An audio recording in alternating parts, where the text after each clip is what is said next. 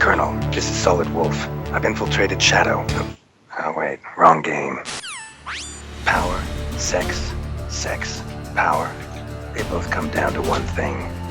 Fucking others. Fancy a game of Gwent? No? Alright.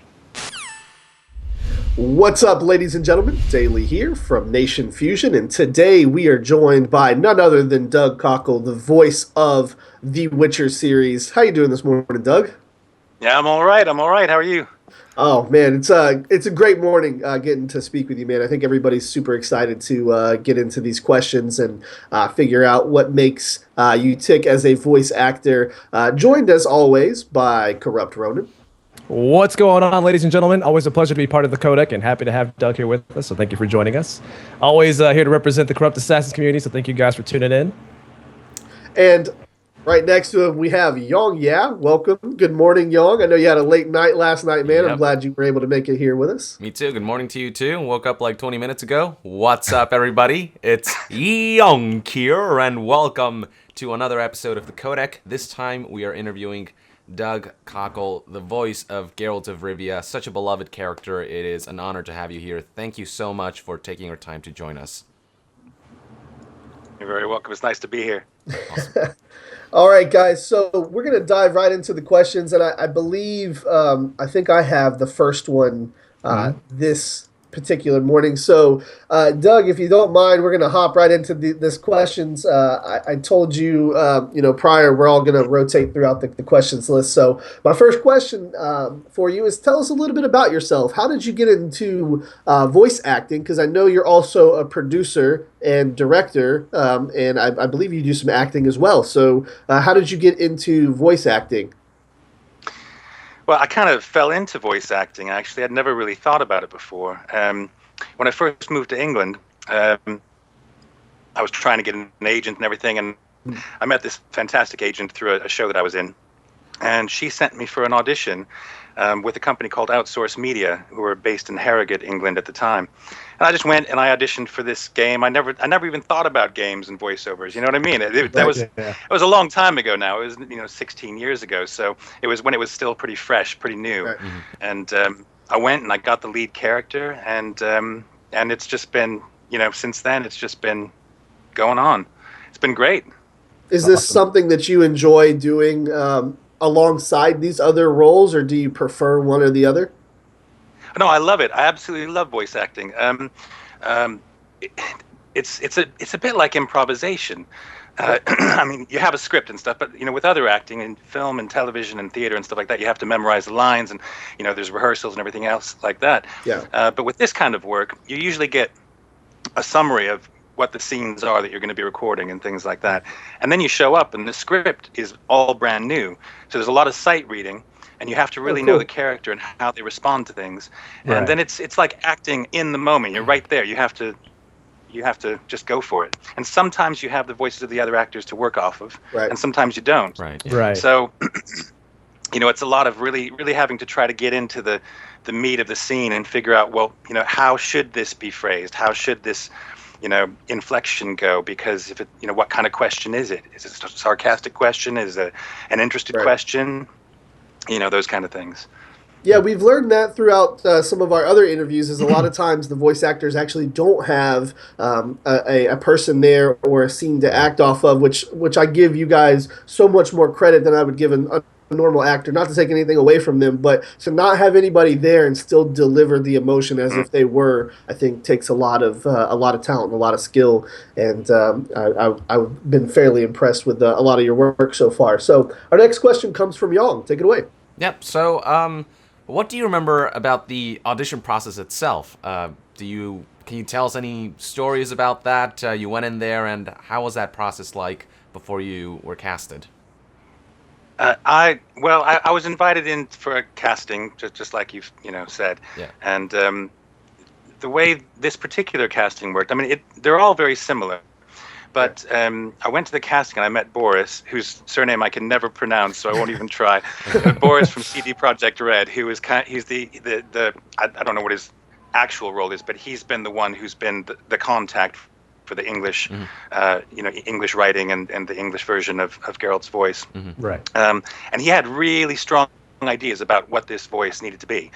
So I went into the studio, and I was one of, I don't know how many other actors who were auditioning for it. And we just played around with voices for, I don't know, 20 minutes, half an hour maybe. And his direction to me finally was, or one of the times anyways, was think about Dirty Harry, Clint Eastwood in the Dirty Harry films. Think about that and see what that gets us. So in some ways, anyways, the inspiration for Geralt's voice came out of a Dirty Harry kind of character. Huh. Very Nice. cool. I see. That's awesome. Is that once you finished auditioning, was the voice pretty much complete, or was that still something that was developed after you were casted as the process went along? Yeah. Well, it was at the time, and it's quite, I think this is fascinating. I don't know if any of you guys will, but my voice has changed. I mean, I've been doing Geralt's voice for nearly 10 years. Yeah. And when I first started doing it, it was really hard for me to get down there to really get the sound that Boris was looking for. Right. And now I just slip right into it. So I've either damaged my voice irrevocably or I've just added a whole new level to it, Right. But when we first started recording Witcher 1, it was an interesting thing because we had, I think there were 5 guys from CD Projekt Red who were there, and they were kind of all directing me at the same time, and they all knew what they wanted, and they were really nice guys and stuff, but it was like getting 5 opinions all at once. Right.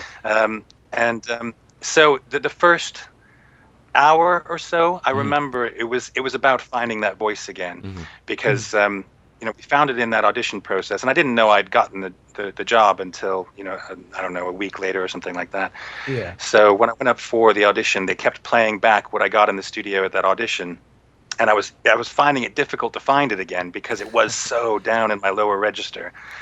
And part of it was about finding the tech settings as well, because to get Geralt's voice well, we have to have a really, really high gain on the mic. And several other settings that I don't understand because I'm not an engineer. But it was, it was a combination of me getting my voice where it needed to be, and the tech being, recording it properly as well. Wow, that's very interesting. Very awesome. Nice. And are there things that you keep in mind to, I guess, get into the role, get into character? Certain elements of him? Not so much now. I think it's more of a natural thing now. I go into the studio and I slip right in there. You've become a Witcher. I've become Geralt. No, but I do find that I have to stand a certain way in front of the mic in order to get the voice right. Sure. So it's kind of forward on the balls of my feet a little bit. I never quite know what to do with my hands. I think a lot of actors are like that, especially in so they're often either in my pocket or on my hips. But if I'm in a scene where a lot's going on, they'll be all over in front of me. That's cool. But I do find that there's a stance I have to take, and it's 1 foot forward and 1 foot just slightly back, and it's almost like a sprinter getting ready to go. I mean, not not like an aggressive Witcher stance. Yeah, exactly. Yeah, it's kind of like that. Yeah.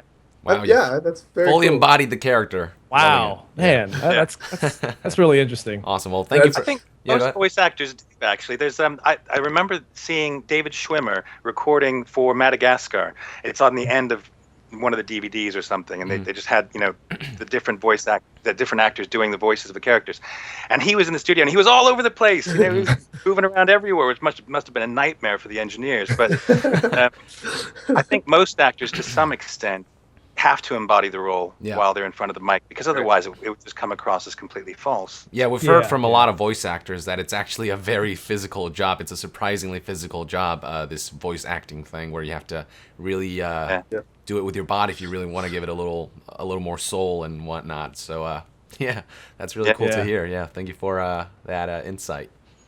All right, next question coming from Ronan. Absolutely. So, Doug, can you tell us a little bit about your experience working with CD Projekt Red? Has it been a positive one for you overall, looking back on all 3 games that you've worked on so far?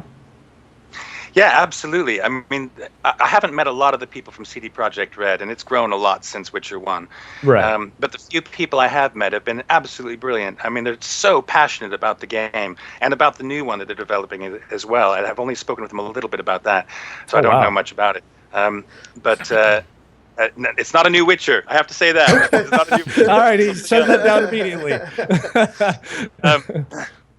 But yeah, they're just such a bunch of passionate people, and they love the world of The Witcher, and they're so passionate about getting it right. I think all the Twitter and Facebook notices that they were sending out as they were delaying the release date of Witcher 3 again, they were wanting to get it right, and I think that's absolutely who they are as a company. They're really, really positive people, and I had a great time with them at San Diego Comic-Con. We had a blast. They've all just been brilliant. Yeah, Boris is the one I've had the most contact with, so I know Boris quite well, and he's a great guy. He needs a vacation though. Now, did they ever allow you to, in some fashion? Did they ever allow you in some fashion to get creative with the script for The Witcher, like to add your own perhaps flair to Geralt as a whole? Well, I have to really, because if I don't bring something of myself to it and don't bring whatever my flair is to it, then it wouldn't be a fully fleshed out character. Yeah. So yeah, they do let me have a little bit of freedom in that way, but it's not just about me. I mean, sometimes I'll say a line and it just won't sound right. It won't come out of my mouth right, and it's not because I'm saying it wrong. It's just because the flow of it doesn't work, or the meaning is not clear, or whatever it might be. So that's when me and the director will, discuss it, and then if we feel like we need to change the line, we'll call Boris up and say, look, we're on this part of the script, it's this line, give us the context for it from your end, and then we'll have a chat about, whether we change the line or not. And sometimes we decide to do both. So you'll record the line as it is, and with a couple different inflections maybe, and then you'll record it another way as well that maybe me and the director think is more appropriate. Then you never know which one ends up in the game until you actually get there in the game. That's awesome. It sounds like they're incredibly flexible about the way the actors handle the script and what lines they want to change about it. And I think that's great. Yeah, we haven't seen that from many of the voice actors we've had on there. Everybody says this is what you have to say, and you just say it. And to hear you've got some freedom over there, it's awesome. Yeah. Well, I don't know if it. I mean, quite often that's been the case, in my experience as well. Right. This is what it is. Say it, please. And say it well, but quite often, if your suggestions are, if you're working with a team of people who are actually open to suggestions, and I tend to work with people who are, very interested in collaborative working, then it's not so much about rewriting the script; it's more about making sure that the script is saying what the developers really want it to say. Yeah. And they understand that, so they're open to suggestions. Very cool. That's really interesting. Is that the end of your question, Ronan? Absolutely. All right, perfect. My next question, before we dive further into the Witcher universe, I've got a quick question for you, and this was going to be a throwback. Do you remember working on a game for Pivotal Games called Conflict Desert Storm? Yeah. So that has to be one of my favorite games of all time. Its series has not progressed very well. I believe the last game sold under a couple thousand copies. It hasn't been very good. But back then, the game was amazing. There wasn't anything out at the time like that.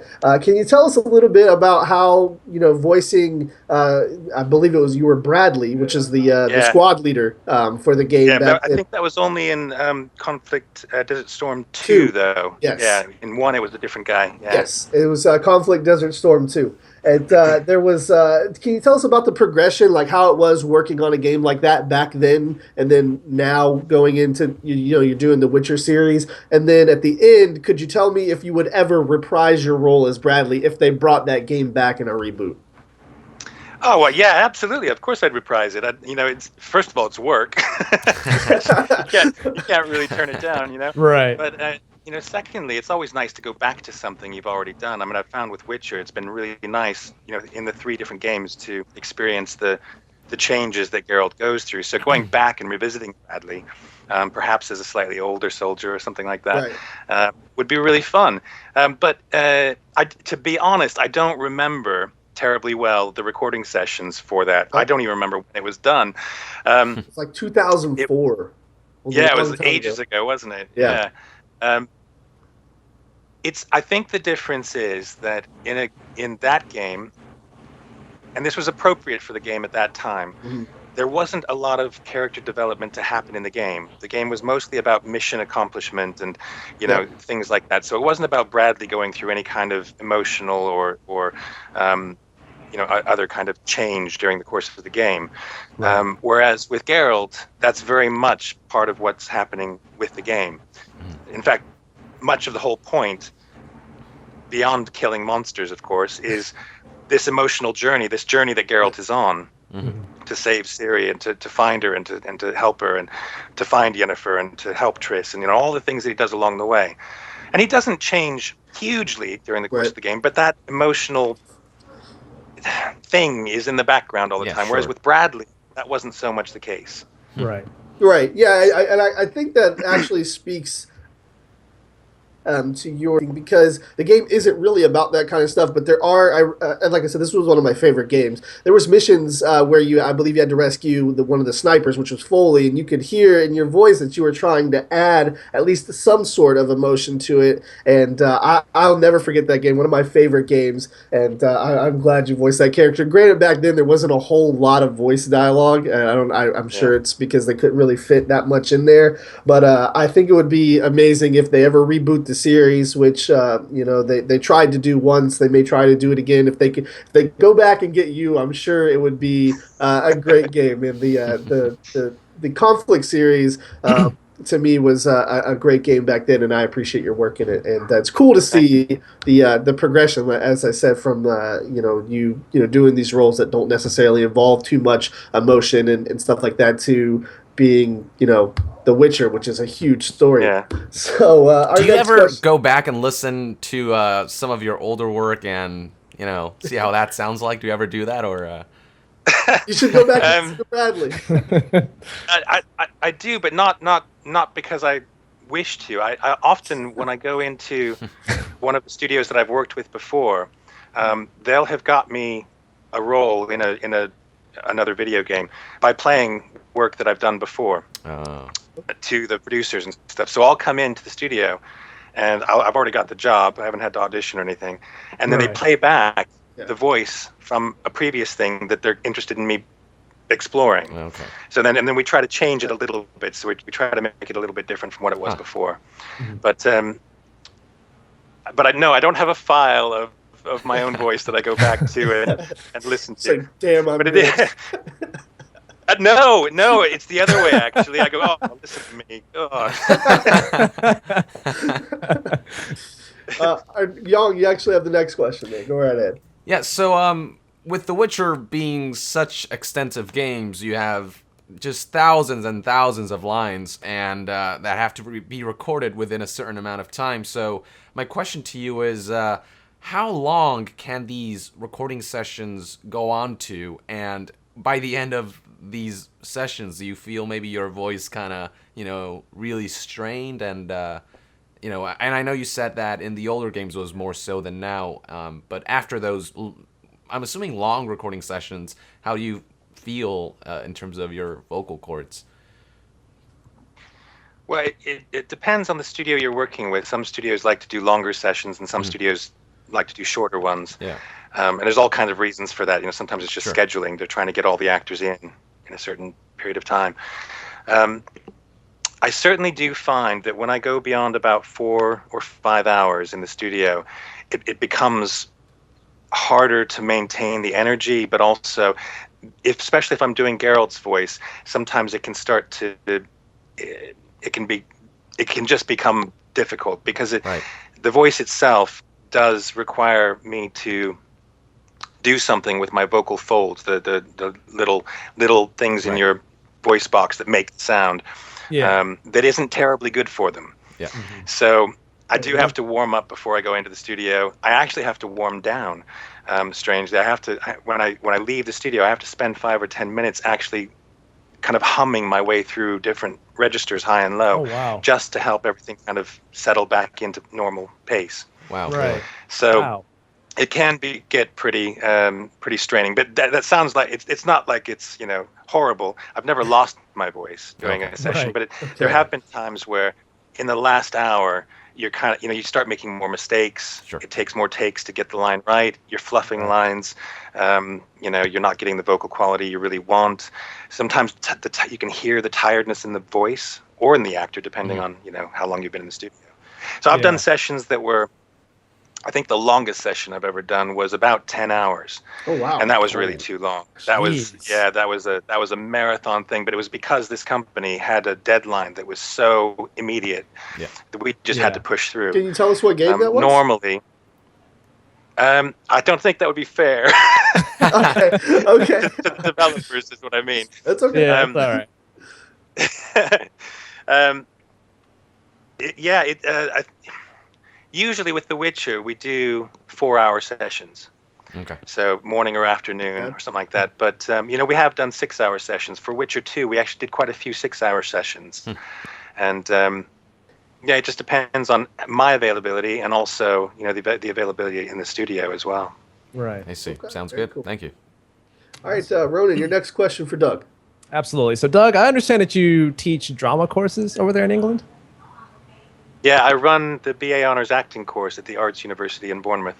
Oh, wow. Then, all right. what has that experience been like for you over there? Has that, have you tried to take any of your work that you've done in The Witcher into those courses, or has any of that been reflected in your work as The Witcher? Well, probably both, really. I mean, my professional acting is part and parcel with my teaching. Mm-hmm. I think the students really respect the fact that I still work as a professional actor. Other tutors on the course are brilliant, and many, and all have been or still are professional actors or directors. But I'm probably the most high-profile current professional on the course. Oh wow! But it's great for the students because they know that their teachers are people who are doing things that they want to be doing. Mm-hmm. I mean, that's quite important, I think, especially for something as practical as acting. Yeah. But I kind of think, I mean, there have been times when trying to balance the work, the teaching work with the professional work can be really challenging sometimes. And there have been times when I thought maybe I should just let the professional stuff go for a while, right. and then I let it go for a couple months, and I can't do it anymore. I got to go back because it feeds me. I mean, I love acting. I love this acting. I love acting in films and television. I haven't been able to do as much theater in the last 10 years or so as I would have liked, but I've got to keep my foot in there because is what I enjoy. I also enjoy the teaching, though. I mean, it's amazing. I end up with these fantastic relationships with students. I like to say, in the first year, we kind of try to scare the students. Well, we don't try to. We do it anyways. It's just part of being a first-year student. Because we have to kind of lay down the law. Say, no, look, if you're going to be a professional, here's how you have to behave. This is what you have to do. Yeah. Right. And in the second year, that relaxes a little bit. We become a little bit more friendly. But by the third year, I tend to work more with the third years. It's more like working with colleagues. And I have more authority in the room because I'm a tutor. Right. But it's more like working with fellow actors and directors, and and it's much more collegiate. And that's really exciting, because you're watching these young people with their own ideas develop their own ideas. Right. And develop in general, and then they graduate and you're like, way, go fly. So it's fantastic. That's great. So that sounds fantastic. Yeah, I think they both go together. I could stop professional acting tomorrow and still be a good teacher, I hope. Or I could stop teaching and just do acting. But I think I'd be missing something if I did that. I kind of need both. If they ever did a Witcher play or musical, would you get on that, audition for that? Certainly try if they want to. Yeah, if they want a balding, slightly podgy 44-year-old to play. Yeah, I'm in there. There's makeup. There's you can fix that. It's no problem. Yeah, you can pull off the Witcher look. We have a fantastic makeup course at the AUB, so Yeah. I have thought before. I wonder do a little cosplay myself and just see what the girls in makeup and costume. There we go. There we go. Oh, that's great. Wow.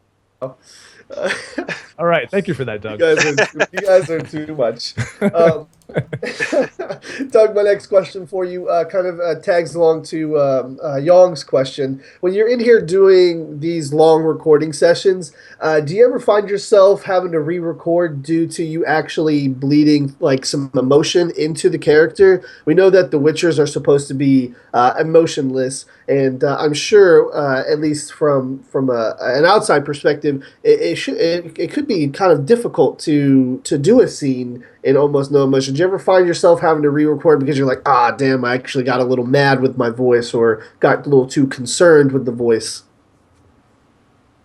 Yeah, absolutely, and that's partly why we have a director there as well. So the director's keeping an eye on the whole story, right?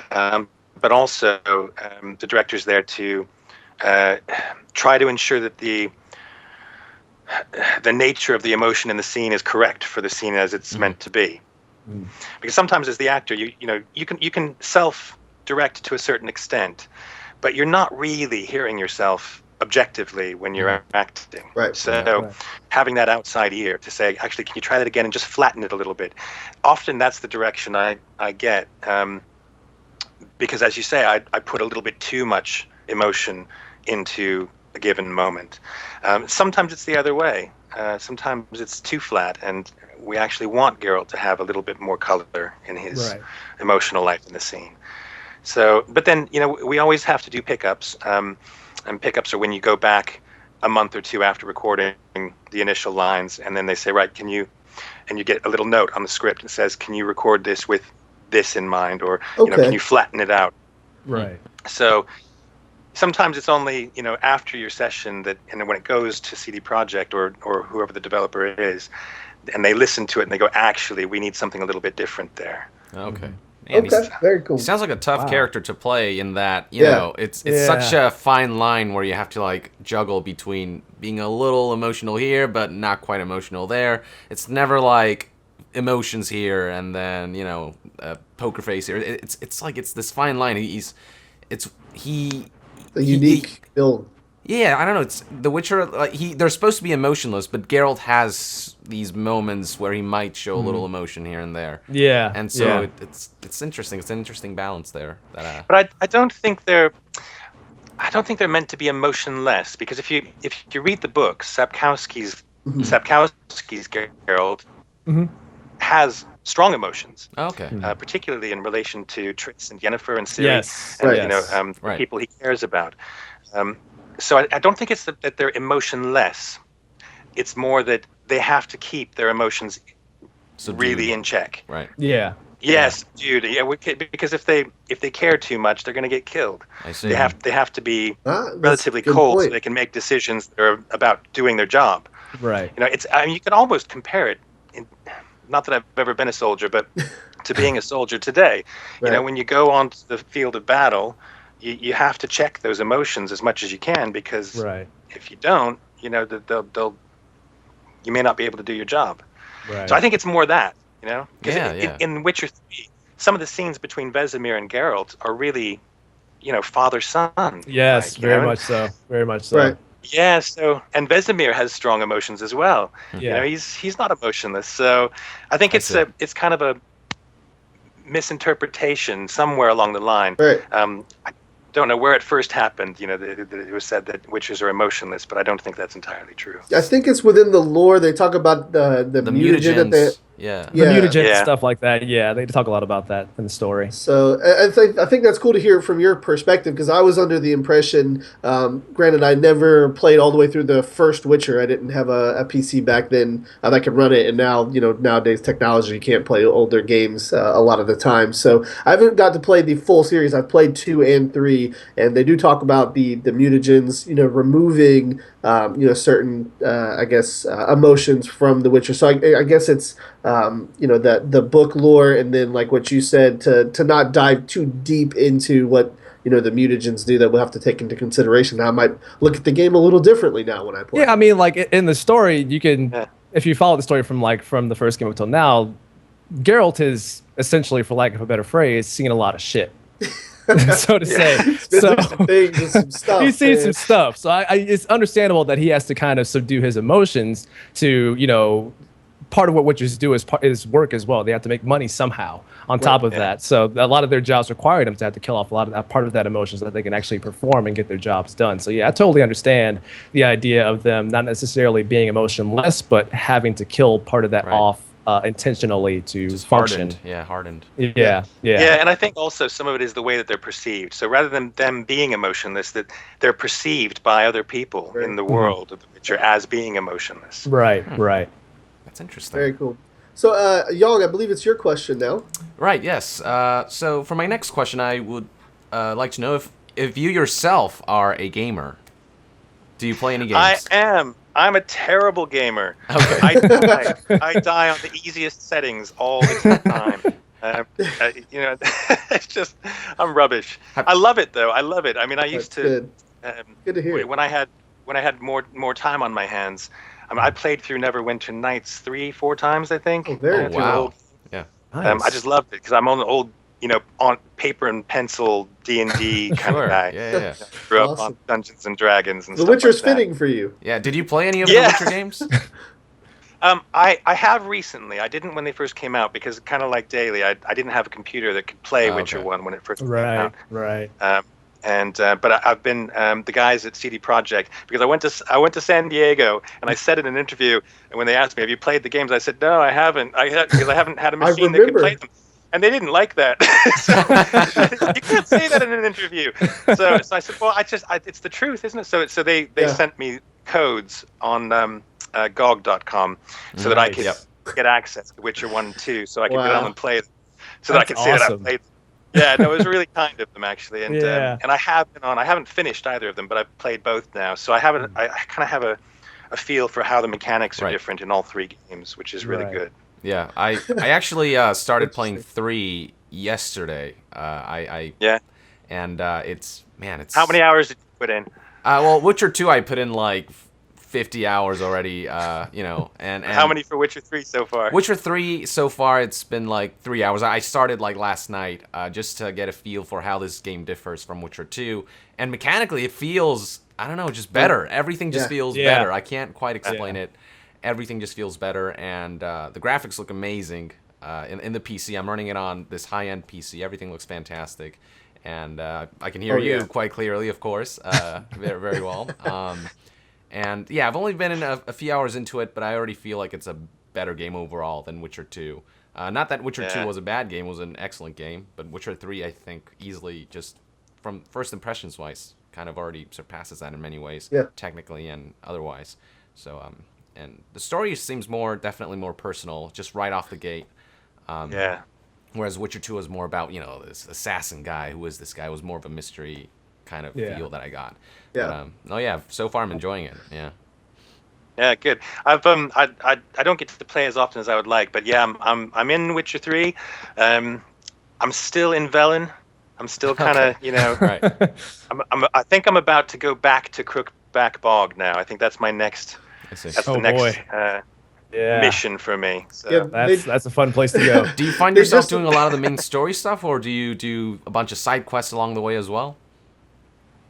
I'm just trying to survive. Fair enough, yeah.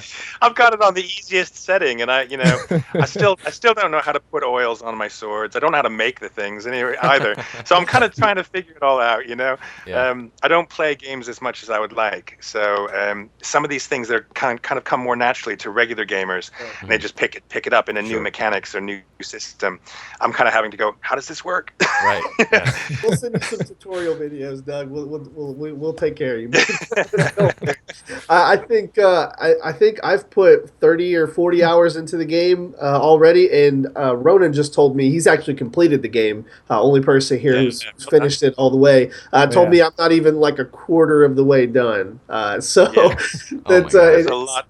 And I'll tell you, I mean, I haven't seen much of them yet, and I can't say anything about them really. But my understanding, now this was from an unofficial site. I just saw this on some site about The Witcher. Somehow they got hold of this idea that the expansion packs are for Witcher 3 are as big as the whole of Witcher 2. Yeah, I heard. Yeah.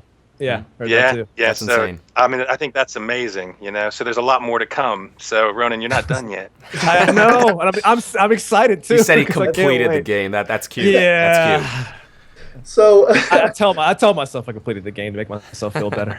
right.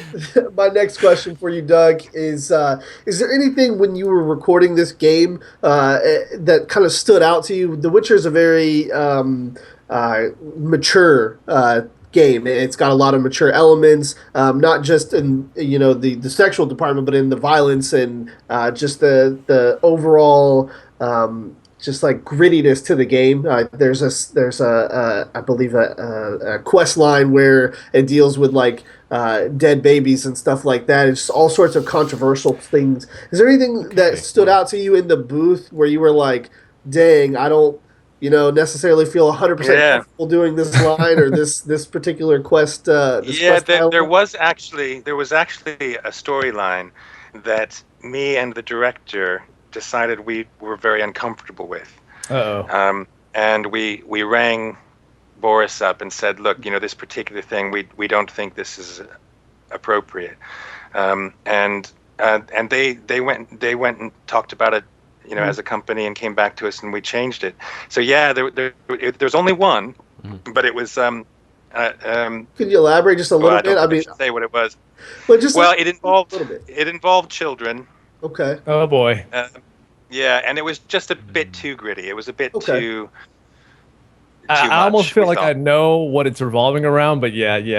Since I haven't played those games, I almost feel like I know what it was about in a sense. I think it's one of those things where, I'm not a big one for censorship. I don't think that's necessarily, what I'm suggesting should be done with games at all. But I think there are lines that we have to kind of respect. Sure. Right. So that was one of those moments where the director and I both, and the sound engineer actually, all felt like this is a bit too dark. Oh wow, jeez. Well, I think that's some good insight. I think things like this should definitely be, talked about. We're obviously curious what didn't make it into the game and stuff like that. And I'm glad, I'm the kind of same path as you. I don't believe in censorship, but I also believe that there's a line where we're doing these mature games where we don't want to come off as that we're trying to make the gaming industry respectable company or a respectable industry for people to work in. And I think if we abuse that by just putting the most gritty and gross things in games we can, it kind of diminishes that respect and stuff that we're building here. So definitely can appreciate that, and I think that's a neat little story about something that goes into a mature game that actually might be a little too mature for a mature game. Yeah, it's like, I mean, as long as it serves a certain purpose within the story that has an effective, maybe emotional response or whatever. But yeah, sometimes games walk this line just for no reason, and that's offsetting. But sometimes it's just something that's there because it has no real purpose. Exactly. And if it's just for shock value, then it's not really of value. Yeah. So, but I think The Witcher, I think it toes that line very, very well. I mean, it does go to some pretty dark places, as you mentioned, about the botchling, with the Baron. And the botchling. Like that. Yeah, that was dark. Yeah, it was dark, but that's. I appreciated that storyline. It depends on your perspective, but I thought that was okay. That was dark, but it was right. There was a payoff. Yeah, absolutely. Ended up being a very cool mission. I don't know what this botchling is, but I'm going to look forward to that. It's pretty good. It's pretty good. All right. Yeah, you're. It's actually in the near the beginning of the game, so you'll get the next days, I'm sure. Cool. So, Young, your next question. Yeah. So, back to voicing Geralt. My question to you is: has it been different voicing Geralt between the different games in terms of the technical aspects and maybe in terms of the acting as well? How has it differed? How has the process differed between the three games?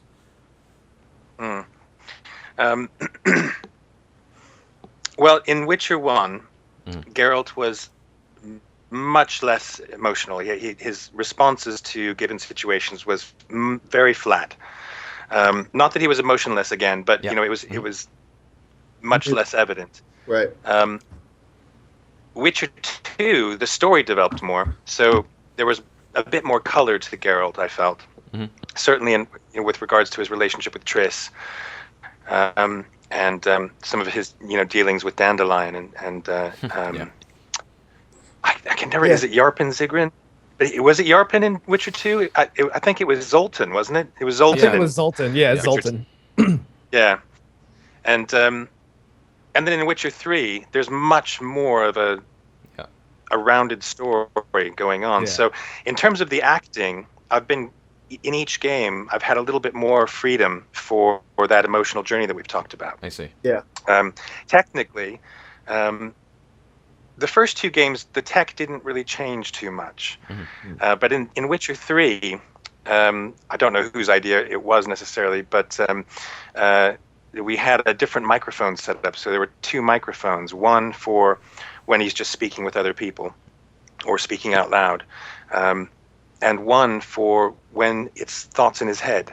So when he's tracking blood and things like that, and he's talking to himself, commenting on what he's seeing, there was a different microphone set up for that. So, that was the only real technical change as far as I know. I mean, if you talk to some of the engineers and some of the post-production people, then it may be completely different. And Side, I'm sure, would not Side. Sorry, Side's the voice production company that Witcher 3 was recorded at.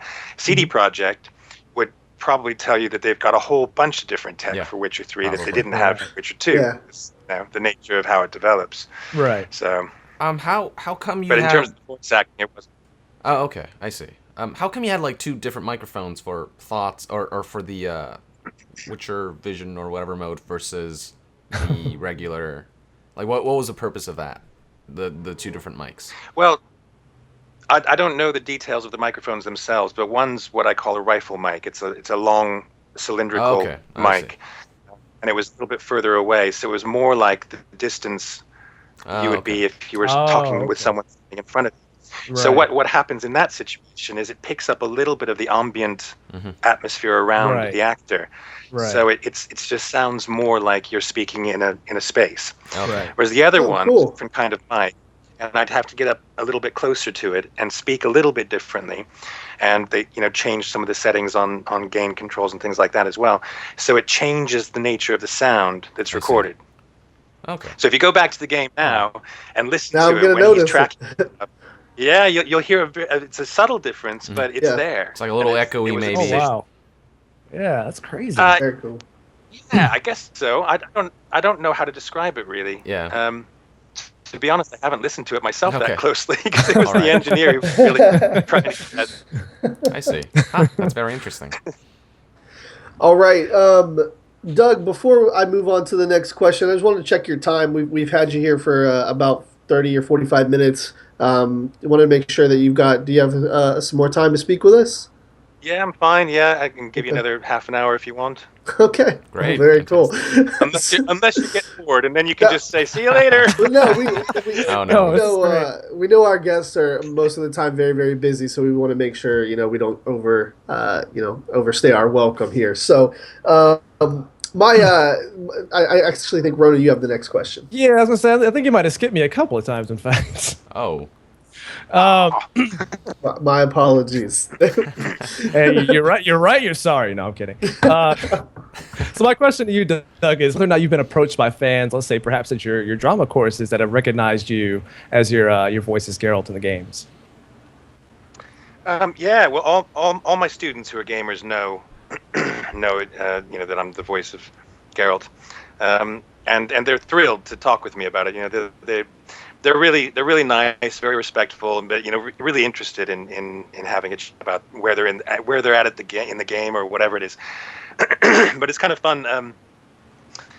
I was doing an open day, and when parents and potential students come and they meet the course leader, and they I tell them about the course and everything else, and I was just about to start doing my open day speech with my death by PowerPoint presentation. And one of the guys who works in IT quietly came in the room, and I had the air conditioning wasn't working in the room, so I had sent someone out to get some someone in to fix it, and I thought he'd come in to fix that.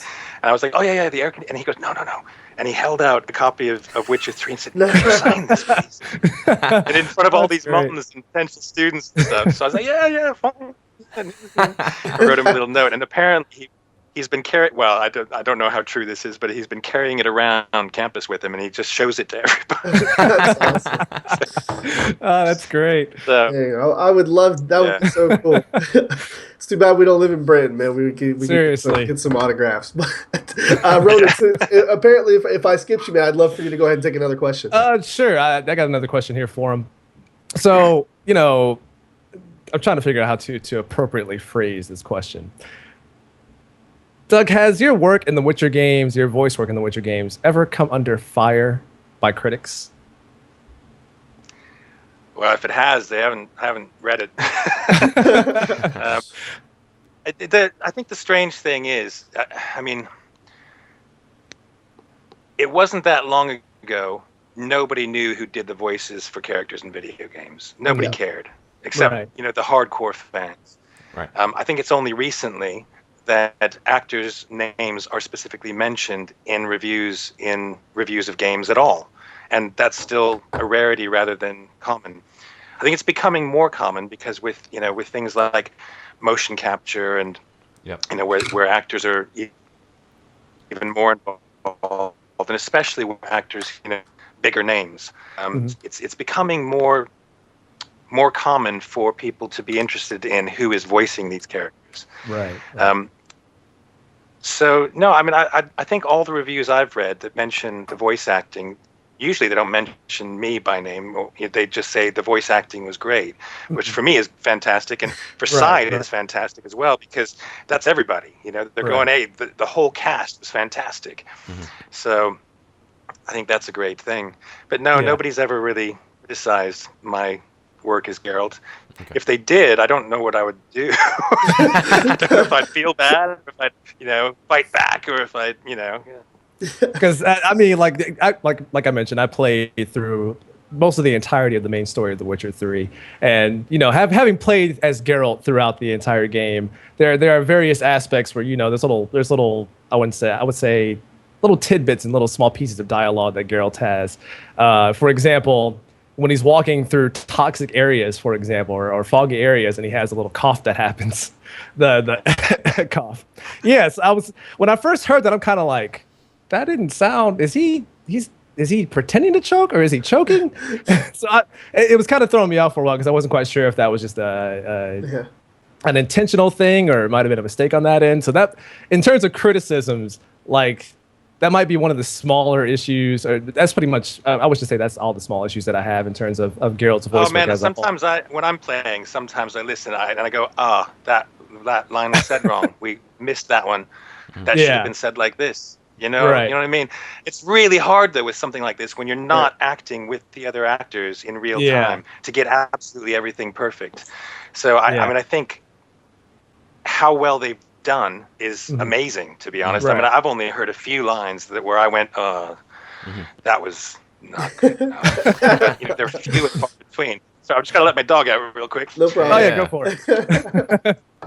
I'm just like, how can I try to phrase this question without sounding like a jerk? But oh no, it's fun. The thing is, actors are criticized all the time. And although you never really get used to bad criticism, you kind of learn to take it on the chin and move forward. So, if someone were to come out and say, man, your voice acting for Geralt was rubbish, I just go, well, don't play the game then. I don't think anybody would necessarily say that. I think like Ronan said, I think maybe, and it might not even be your fault as a voice actor. I think when you're doing these lines, it's really not up to you which ones they choose and which ones which takes they choose and which takes they don't. So and like he said, they have really long recording sessions, and sometimes that tends to wear on them. And I imagine, like in cases where you go into Crookback Bog, the orphanage quest, for example, like I noticed your voice suddenly changed randomly out of nowhere, and I'm like, this doesn't sound like Geralt I'm used to. So I'm like, did something happen here? So I imagine a lot of that probably has something to do with it as well, which makes a lot of sense in this case. It's like 7. Yeah, and sometimes also, you're on a day-to-day basis, your own voice changes ever so slightly. Yeah. And when you're recording something like Geralt's voice, which is, like I said, such high gain, even small changes in the voice can be caught. Right. So I've noticed the same thing, Ron, and a couple times I've gone, "Oh, that's a different Geralt voice there." But it's only small. It wasn't just me. So yeah. no, it's not just you, man. I noticed it too. Yeah. All right, just that a couple makes times. sense. Yeah. I mean, it's like 35,000 lines or something. So I'd say it's been pretty, Correct. for so many lines, Yeah. it's been pretty consistent. It's been impressive. Well, I think I know on the last day of recording the main body of work, and that's not counting expansions and things like that. The engineer said, "Right, Doug. Well, according to my numbers, you've recorded well over 12,500 lines." Jeez. Oh wow. Oof. Yeah. So when you've got that many lines recorded, you're bound to get a few just slightly wrong or different. For sure. Yeah, that makes sense. All right, Young, your next question for Doug. All right, this is a very, very important question that could define everything. It really could. Who's your favorite Witcher love interest? And not just Yennefer or Triss. Anybody that Geralt bangs, basically, is up in the air. Anybody.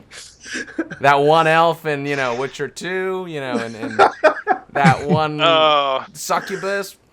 Heck, What about the herbalist lady in The Witcher 3? That's always game. facing the camera in some fashion. The herbalist. I don't know if I've got to her yet. Oh, you'll see her. You'll see. You'll see her. Trust me. Oh, yeah. Well, to be honest, I find all of his love interests interesting because they're all drawn beautifully, aren't they? Sounds like something Geralt would say. Well, yeah, that's probably how he feels as well. I mean, I'm not too far away from a possible liaison with Kira Metz in the game, and I'm going to let that happen because I want to see what happens. So I'll be curious to see how that plays out. Very nice. But I mean, this is entirely shallow, and I've said it before, I think. So I've always had a little bit of a thing for redheads. So Triss is probably my favorite. But yes, I'm a Triss guy myself. I think everybody is. She has great skin. That's my thing. She does. Perfect tan. Plus the redhead. Perfect combo. Yeah. Oh yeah. Well, and also I think she's just a better person for Geralt. I mean, Kira is kind of a fling. The succubus is kind of a fling. These are just little liaisons that he has. But in terms of longevity of relationship, I mean, I think him and Yennefer are just like. Yeah. He lost his memory, remember? Yeah, they're opposites. It's like opposites attract kind of thing with Yennefer. Yeah. I mean, that's like one of those really passionate relationships that just actually can't work. Yep. Exactly. I didn't mean to cheat on you. I just lost my memory. I forgot who you were for. Oh yeah. Oh wow. That's the story. Roland, your next question for Doug. All right. I guess you kind of answer this question. I'll skip on to my next question. There's a tag question for the question we just asked, isn't there? Yeah, I'll jump to that one. In fact, since we're on that topic.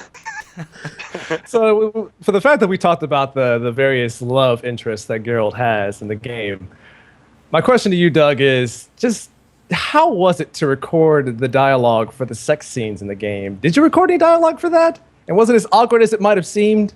Oh man, it's so unsexy recording sex dialogue. And it's funny. I mean, we have a good time when we record. I mean, it's a lot of work as well. And you have to get on with the work, but we have a good time as well. And sometimes, especially in things like the sex scenes, I'll start messing around on the microphone, just improvising and coming up with all kinds of weird stuff. And they delete most of it. Yeah. Either it gets really crude. It can get really crude, and especially when when the director and the engineer are are into it with me, and then they'll kick back with me, So yeah, there can be some fun stuff. I do remember recording for the unicorn scene, so I'm hoping I get to see that. I don't know if the choice. Yeah. making the game will allow me to. But I do remember just because I think I was recording that scene with Kate Saxon as the director, and she's lovely. Kate is just brilliant.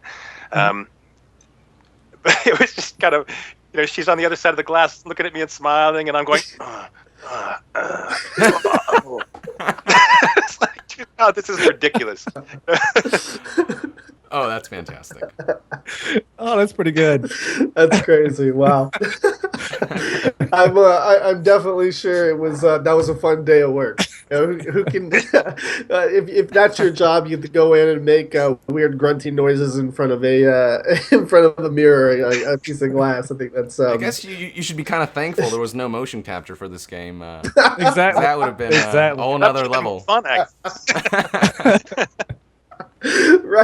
Right. Wow. Yeah, you hear the horror stories of the ping pong ball suits, man. I'm sure it would have been quite an event. Y'all, your next question for Doug? Yeah, sure. So, when you finally got the part of Geralt, did you know how big this Witcher game thing would become? Did you know it would be this big? When did you kind of start thinking that, oh wow, this is actually bigger than I thought it would be? Well, no, when I was doing Witcher 1, no, I don't think even CD Projekt knew how big it was going to get. I don't know if they were surprised by how well Witcher 1 was received. But they were shooting in the dark, They were throwing something out there, and it could have flopped. It could have gone nowhere. Yep. Right. Instead, it developed a really fantastic following, and gave them the opportunity to do Witcher 2. I mean, I think they were thinking about Witcher 2 before Witcher 1 even went out there. But had Witcher 1 not worked out, they may have decided not to make Witcher 2. Right. So I don't think they even knew how big it was going to get. But as they kind of developed the ideas further and got feedback from fans and stuff, they started to go, yeah, we can keep rolling with this. This is good. Mm-hmm. For me, it's just been a process, really. Witcher 1, I had no idea what it would do. So when it went out there and it was getting good reviews and stuff, I was just going, yeah, I'm glad to be part of that. Yeah. And then Witcher 2, I almost wasn't in Witcher 2. Oh, wow. Really? Whoa, really? Yeah. I almost didn't continue playing Geralt. Wow.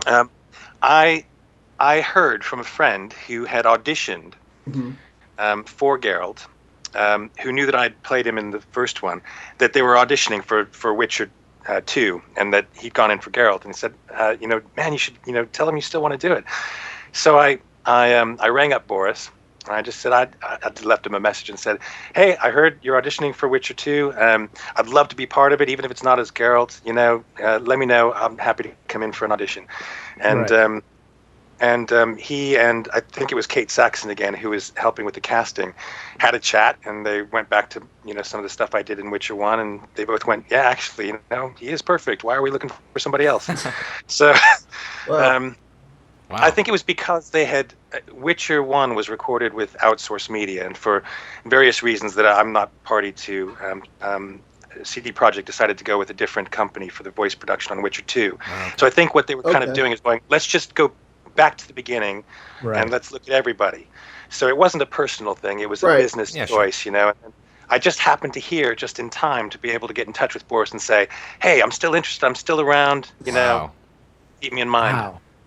Well, that's crazy. I had no idea. That's really awesome. I think a lot of people kind of misinterpret that CD Projekt Red is technically they're an indie studio, so it wasn't like like a Halo or Call of Duty franchise where everything's set in stone and there's going to be a game every year and this and that. So it really drives home not only CD Projekt Red's success but all of the voice actors in the game, that they were well enough received to get a not only a sequel but a better sequel where you see some indie games will come out with a couple games and there'll be no changes. It's the same engine, same stuff, just with minor improvements. You guys have leaps and bounds with not only your in-game and technical stuff, but the out-of-game stuff too, the recording equipment, the software and stuff that you guys use to make these kind of games has all improved from game to game. And for CD Projekt Red and yourself to kind of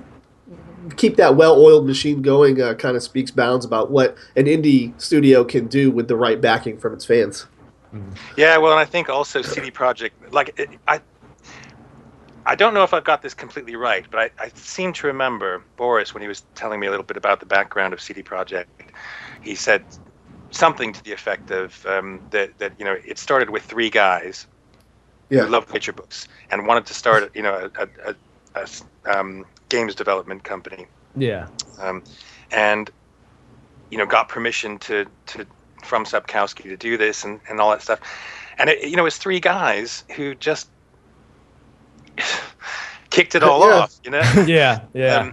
And now the company is pretty big. I think it's still small by industry comparison standards, but it's grown massively in the 12 or 14 years since it started out. Yeah. So I think they're amazing. I like I said before, I think they've got their heart in the right place. They want to make games that players can really immerse themselves in. I remember talking with Boris, and he was talking, I think it was before Witcher 2, he was talking about discussions that they were having at CD Projekt about how to make the world as immersive as possible. Yeah. And I think they've gotten pretty close with Witcher 3, with how choices that you make affect the entire future of the story you can follow. Exactly. That's amazing. It's incredible. I've got the game guide. CD Projekt sent it to me, which is pretty cool. And you're just looking through that, and you're looking, you're going, so if you made this choice in that scene back there, then you don't have this option available to you. Wow. Right. It's just like, whoa. A lot of thought goes into that. Real quick before I toss it back to Ronan, you mentioned that the books, were the inspiration for these guys to get in and make the games. Has the author of the books ever approached you and been like, "You do a pretty good Geralt"? No, I don't think Sapkowski is that particularly interested. I don't know him, so that's fine. Just a quick question, Ronan. Well, I think. Oh, sorry. I think he gave them permission to do the games, but I don't think he really wanted to be involved, and he's kind of held it all at arm's length. I think he's quite happy with how successful it's been, because obviously he's selling more books now as well. But he hasn't really had anything to do with the game, so I think he's been kind of at arm's length. Not from CD Projekt, but by his own choice. Okay. I'm assuming the books and the games are quite different in a lot of respects, or are they? Does it follow the books quite accurately? Yeah. No. Yeah. Okay. There are some things that happen in the books that show up in the game. Okay. Right. But the game is a standalone thing. It uses the book's world. Right. And it uses the creatures that inhabit that world, and the language, and the cultures and everything else. So it's all based on the books, but it's completely its own thing. Okay. Yeah. Cool. Perfect. Ronan, your next question. So my next question, Doug, is whether or not CD Projekt Red has, called you back to do any extra VO for the upcoming expansions, for example, or is all that voice work done already? I think I can't reply to that. No, it's okay. It's totally okay. I'm not sure. I've signed an agreement and everything. I'm not supposed to say certain things because CD Projekt wants to release things as they're ready and everything else. Right. So I'll have to leave that one. I'm sorry. Oh no, it's totally okay. No worries at all. Like we said before the show, man, it's completely fine. We've interviewed probably 12, 13 voice actors by now. So we're used to that response. No comment. I don't think I'm supposed to say this. No. It's I always get a little nervous, like, oh my god, is this it? Yeah. It's actually your question, man. So cool. Right ahead. Let's see. I just want to make sure I'm on the. And we're getting close to the end, Doug. Don't worry. Yeah. No worries. All right. Lost track. Oh, there we go. Okay, so now this may be sort of an ignorant question because I haven't played through all of Witcher 3. I don't know how it ends. I don't know if it indicates any sort of finality or if it signals some kind of maybe sequel. But would you happen to know what the future holds for the Witcher series? Any kind of hints that maybe there is something in the works other than the DLC stuff, that maybe it'll come back in some way, shape, or form, that Geralt might maybe it's not the end for Geralt, that kind of thing? I can honestly say I don't know. CD Projekt hasn't shared anything with me that that would give me any indication that there would be more after this, except for the expansion packs they've already publicized. I think, my opinion, I think they've got a good thing going here, and even if it wasn't a game centering on Geralt, if it was, bringing us back to this world, perhaps with another character like Ciri. Ciri would make a great character to follow up on another game. For sure. So I hope it isn't the end for Witcher, because I'd quite like to come back to it. I'd like to revisit it in whatever way, shape, or form that might be. But I just think CD Projekt's got something really, really quality here. Yeah. So if they can take another step up with another, another life of The Witcher. Man, that would be really cool. But I do know that they're developing another game that they're really excited about as well. So, But you're the main character in, right? I don't know. No, I'm not. I know very little about it, actually. I did think about it. I talked to the boss and saying, hey, just little Witcher reference in there. Would this happen to be Cyberpunk 2077? Something like that, yeah. I think it's like a sci-fi thing. Nice. Okay, because it's kind of a steampunk world or something like that. They've talked about it, yeah. So as of now, you're not involved in it in any way, shape, or form. Okay, they gotta bring you back for something. I don't even know if they're at a point yet where they would be recording voices for that. I don't know. Yeah, they said it's still pretty early in development. I think it said it would be, you wouldn't see much on it until 2016, 2017. So it's still a ways off for that game. Yeah, but if they do to that game what they've done with Witcher 3 and step it up again, it can only be a fantastic game. Yeah. Well, hope, Yeah, absolutely. Yeah. I'm sure they'll pay some homages to Witcher 3. Maybe they'll bring you back for some Geralt references or something. Some Easter eggs. Some Easter eggs. Or maybe, I don't know. We just, I'm sure that you're in consideration. You were Geralt in the Witcher series. You got to come back for something for Cyberpunk. But I'd certainly like to, because I'd like to work with CD Projekt some more. Like I said, everybody I've met at CD Projekt, brilliant. And, it'd be nice to keep that relationship going, but it's the nature of acting, Yeah. All right, my next question for you, I'm going to hop off the Witcher train real quick. You actually were in a movie, a couple movies, Reign of Fire being one of them, very cool movie from back in the day. Do you have any kind of upcoming projects or acting work that you're in right now that you can kind of talk about? Well, I was in 2 feature films last year. Only very small roles. Literally, you blink and you'll miss me. And if I may not come out the other end of the editing room, I might be on the floor in the editing room. But we'll see. I play a very small, almost non-speaking part, but considered a character in a film called Survivor, starring Mia Jovovich. Who I got to meet. Was very, very nice. She was lovely, absolutely lovely. In the green room between takes, and we had dinner.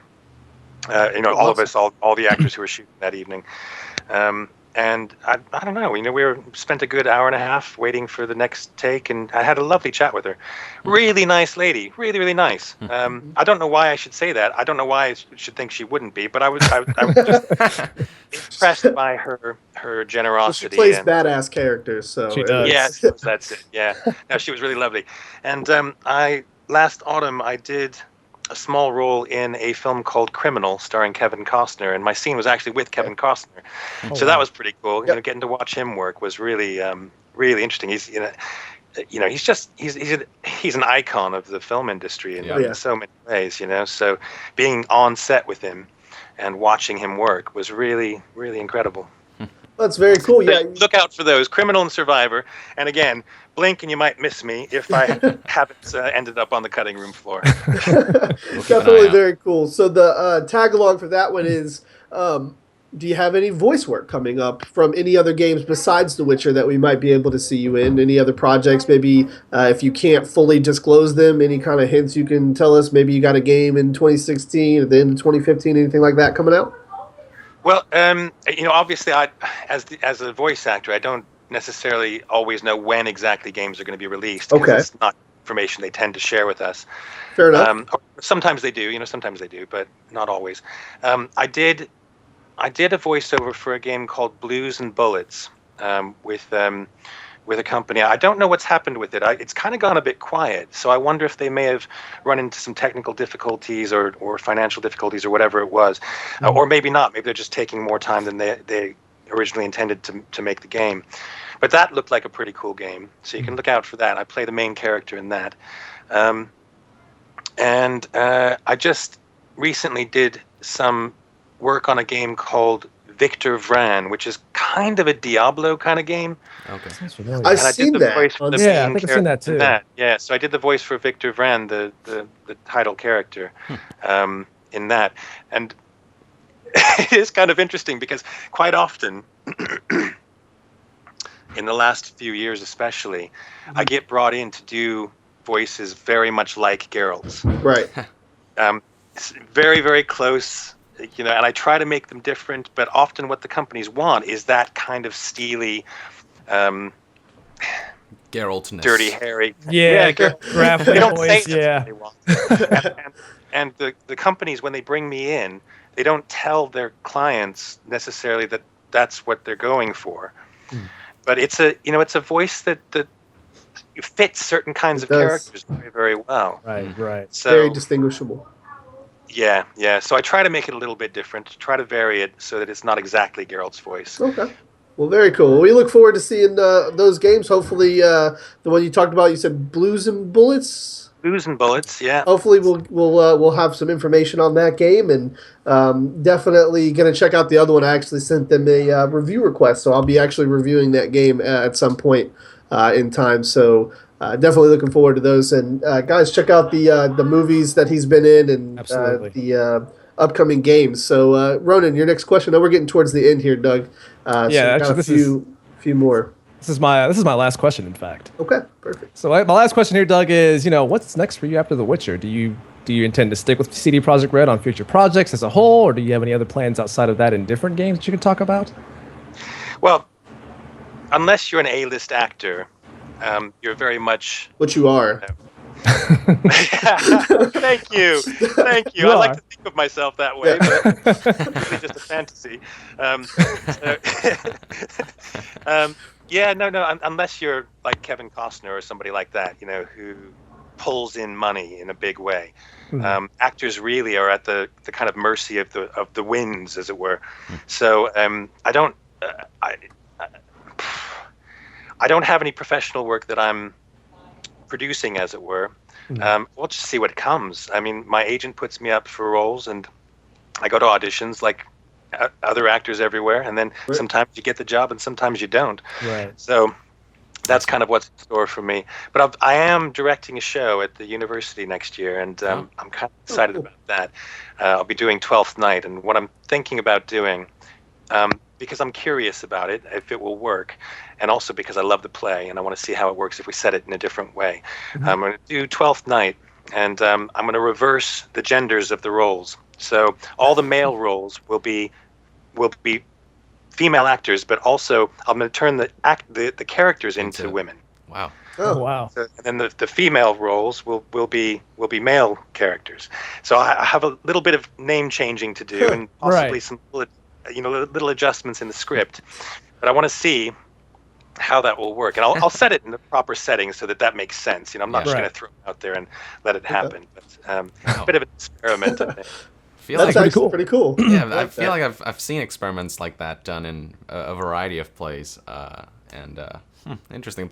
Let us know how that goes. Seriously, that'd be great. Yeah.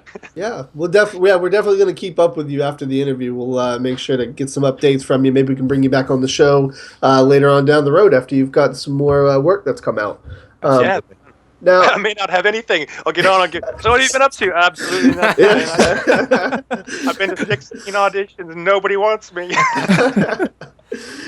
Yong actually has some community questions for you. He's our residential YouTube star, so he's going to go ahead and ask you some community questions. And then, Yong, also, if you had any final questions from yourself, go ahead and take this time to get those out. There's one here that I don't think I wrote down. Or Did you... I put that down there. So okay, good. I'm like, did I free. write this down? Because it's in this section where I'm like, I usually put my community questions, and I'm like, wait, I don't remember this at all. I'll ask it, but was I half asleep or something? But okay, so that answers that. So my community questions, one of them comes from Garret Maltby from YouTube.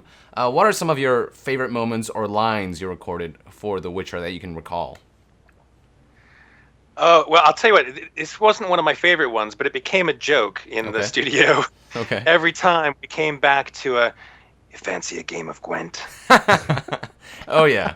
You know, it's like, and it would come back to it, then there would be like an hour of Gwent lines, you know, just like, oh, for goodness sake, can we get on to something that, you know, is more meaty? It's just, you know, should we play a game of Gwent? Okay. So it wasn't a favorite line, but it was one of those little insider insights. Yeah.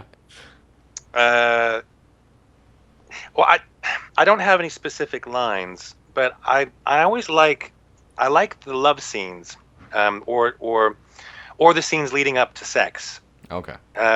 Partly because I really enjoy that cheeky side of Geralt. You know, he gets a little smile on, and he starts to get a little bit leery. You know, it's just kind of fun. Partly, I think, because it breaks some of the, not monotony, but you know, when you're recording the same kind of lines repeatedly, and then you get to, you know, chat up a lovely lady. Yeah, that's, you know, good fun. That guy's a playboy, man. I mean, he's a bona fide playboy. I mean, if he wasn't a Witcher, he'd be, you know, God. Jail, wouldn't he? Yeah. No, he's not that bad. I mean, he's just, you know, he's a sexy guy, and the ladies kind of, you know, follow him around. They dig it. He's got scars everywhere. He's rough definitely dig it. Whatever. Yeah. Okay, so cool. Next up, we got Goose from YouTube. Have you read the books since you were casted, the Witcher books?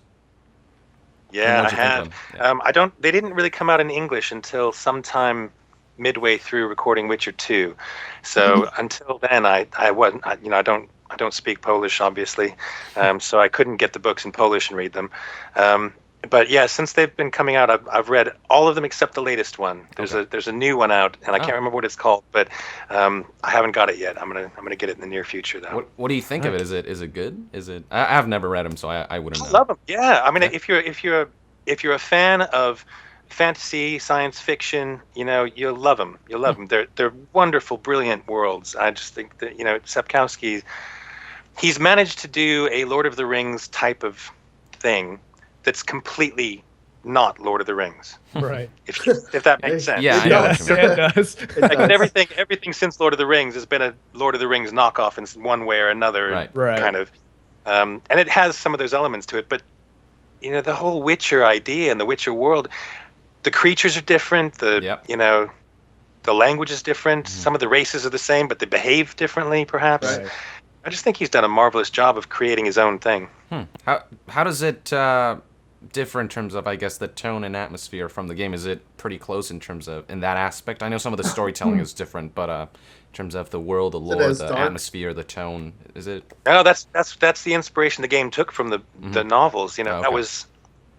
That's what I mean when I say, I think I said before that, you know, CD Projekt has done a really good job of bringing that world in the novels to light in their own way. I see. So I think anybody who has played the game and goes and reads the novels will find themselves in exactly the same world.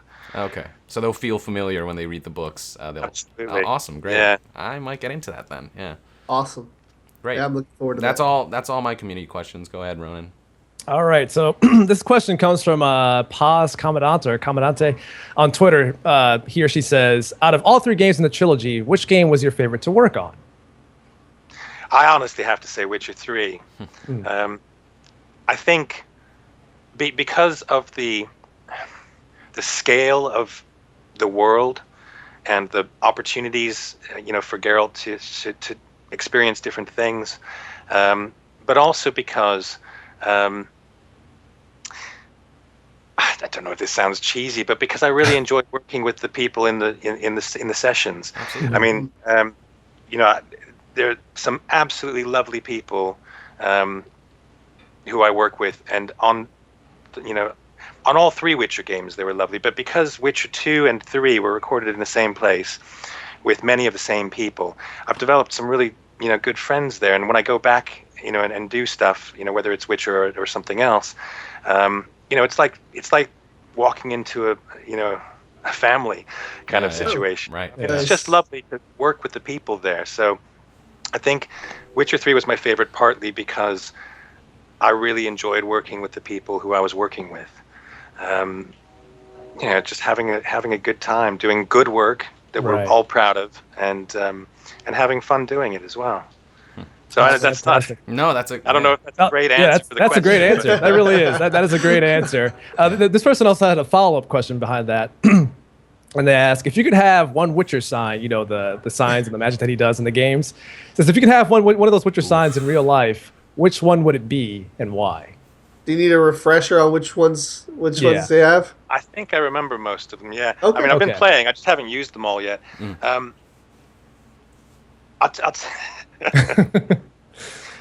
Axie's pretty cool. Oh yeah, that's what I was gonna say. Oh yeah, yep. I do like Axie. I mean that. You could be a hero or a villain with that, Yes, you really can. You really can. Yeah.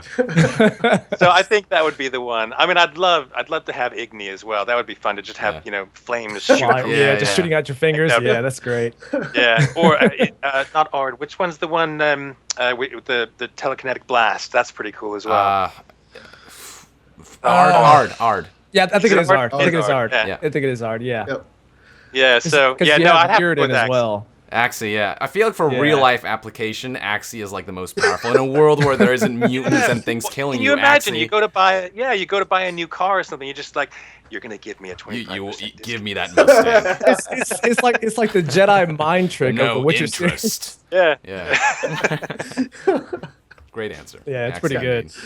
You guys are too much. Well, Doug, I think that's the end of the interview. But I had one question that I thought of while Ronan was speaking that we asked like every voice actor. We didn't ask you how involved and how well do you know the lore and the story of The Witcher? Is it something like a character when you were playing him that you were like, I need to read and learn and do all this stuff to better flesh the character out? Or did you just go in and kind of tackle it from an outside perspective? Because we've heard both from different voice actors that we've interviewed. So I'm curious where you actually stood on how you were getting into your character. Well, in Witcher 1, I couldn't even do much research on it because there was nothing in English available. Right. So I had to rely on the knowledge of the people who I was working with, and like I said, there were 4 or 5 of the guys from CD Projekt came over to do the recordings, so they were able to fill me in on the lore, on the background, on what the different kinds of creatures were, and all those things. So it wasn't until midway through Witcher 2 that the books became available in English. Right. But as soon as they came out, I got them and I read them. And I think by that point, I really knew a lot about the Witcher world. Right. So there was not particularly much that was new in the books. But what was really nice is to make the connections between what was happening in the game and some of the characters and things that happen in the novels. So, it was helpful retrospectively in a way.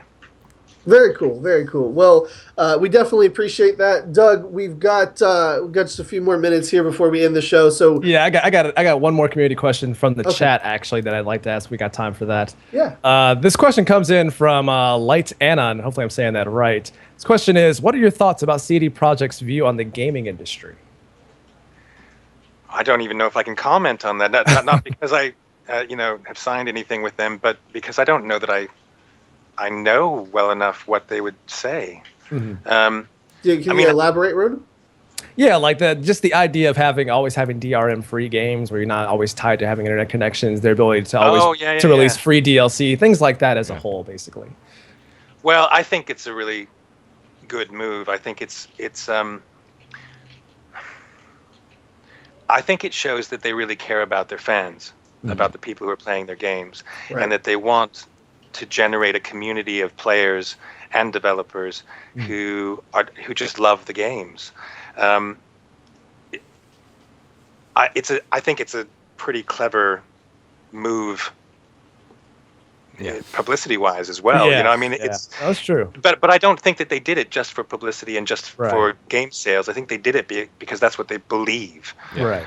Like I said, you know, all the people I've met at CD Projekt have been brilliant, and they're so passionate about what they're doing and about the work that they're putting out there. Right. They want it to be of the highest quality it can possibly be. And I'm not just saying this to you know, to say it. I'm saying it because that's what I've experienced with them. So I really think they mean what they say, and it's awesome. shit. It's actually their, you know, where their heart is.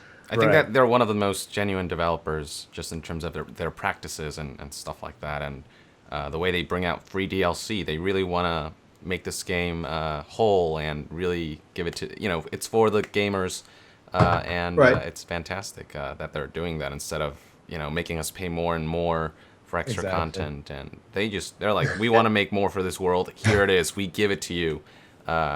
No charge. Just take it and enjoy it. And that's, you know, fantastic.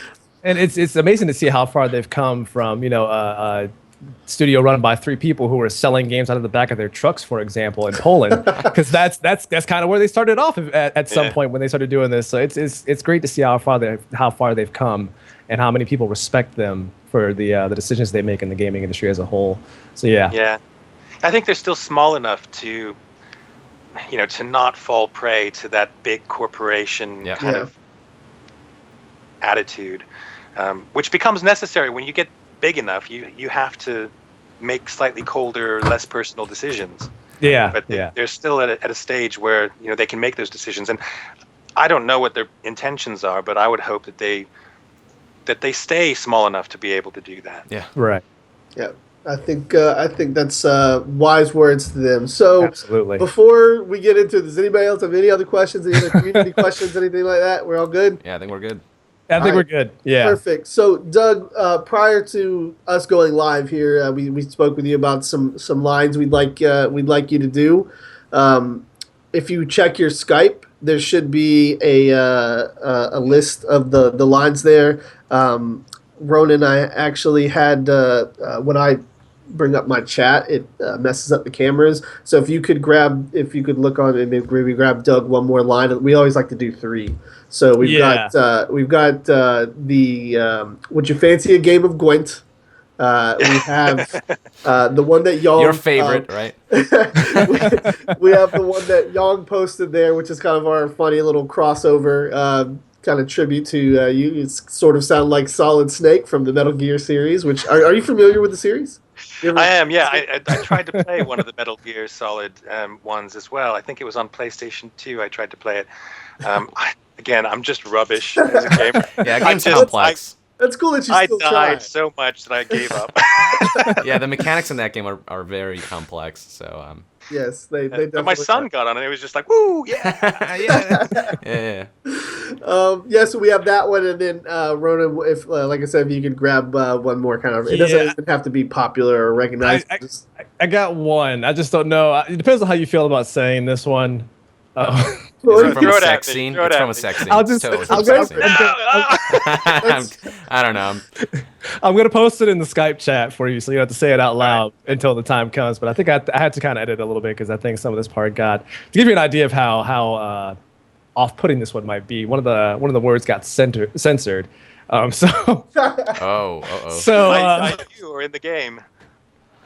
No, in the Skype chat? Yeah, in the Skype chat, like it got censored. It got censored on the website I'm pulling it from. Wow. Oh, right. So that's okay. good timing. Well, I think that's great. I'll make a good guess as to what it might be. This is a mature show, so I think it's fitting. We should do that. All right, cool. So, Doug, if you want to start out with this is a game of Gwent. Do you need to warm up? Do you need to stand up and do your pose? Oh yeah, there you go. Yeah, so, all right, whenever you're ready. Chat. I kind of edited the last line a little bit there, so it'd be a little more. Oh yeah. Do you want me to say that, or do you want me to say what it really was?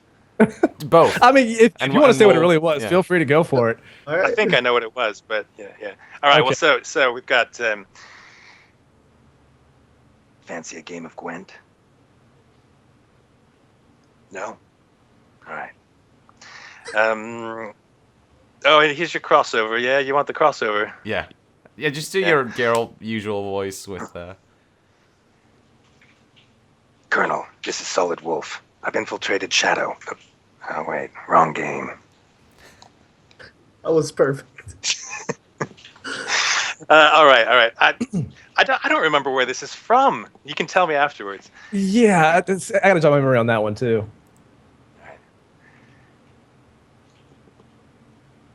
I wonder who he's talking to. Power, sex, power. They both come down to one thing. Fucking others. I see Ronan was trying to save y'all from that. I'm glad he did it. But it's just not the same. Yeah, it's not.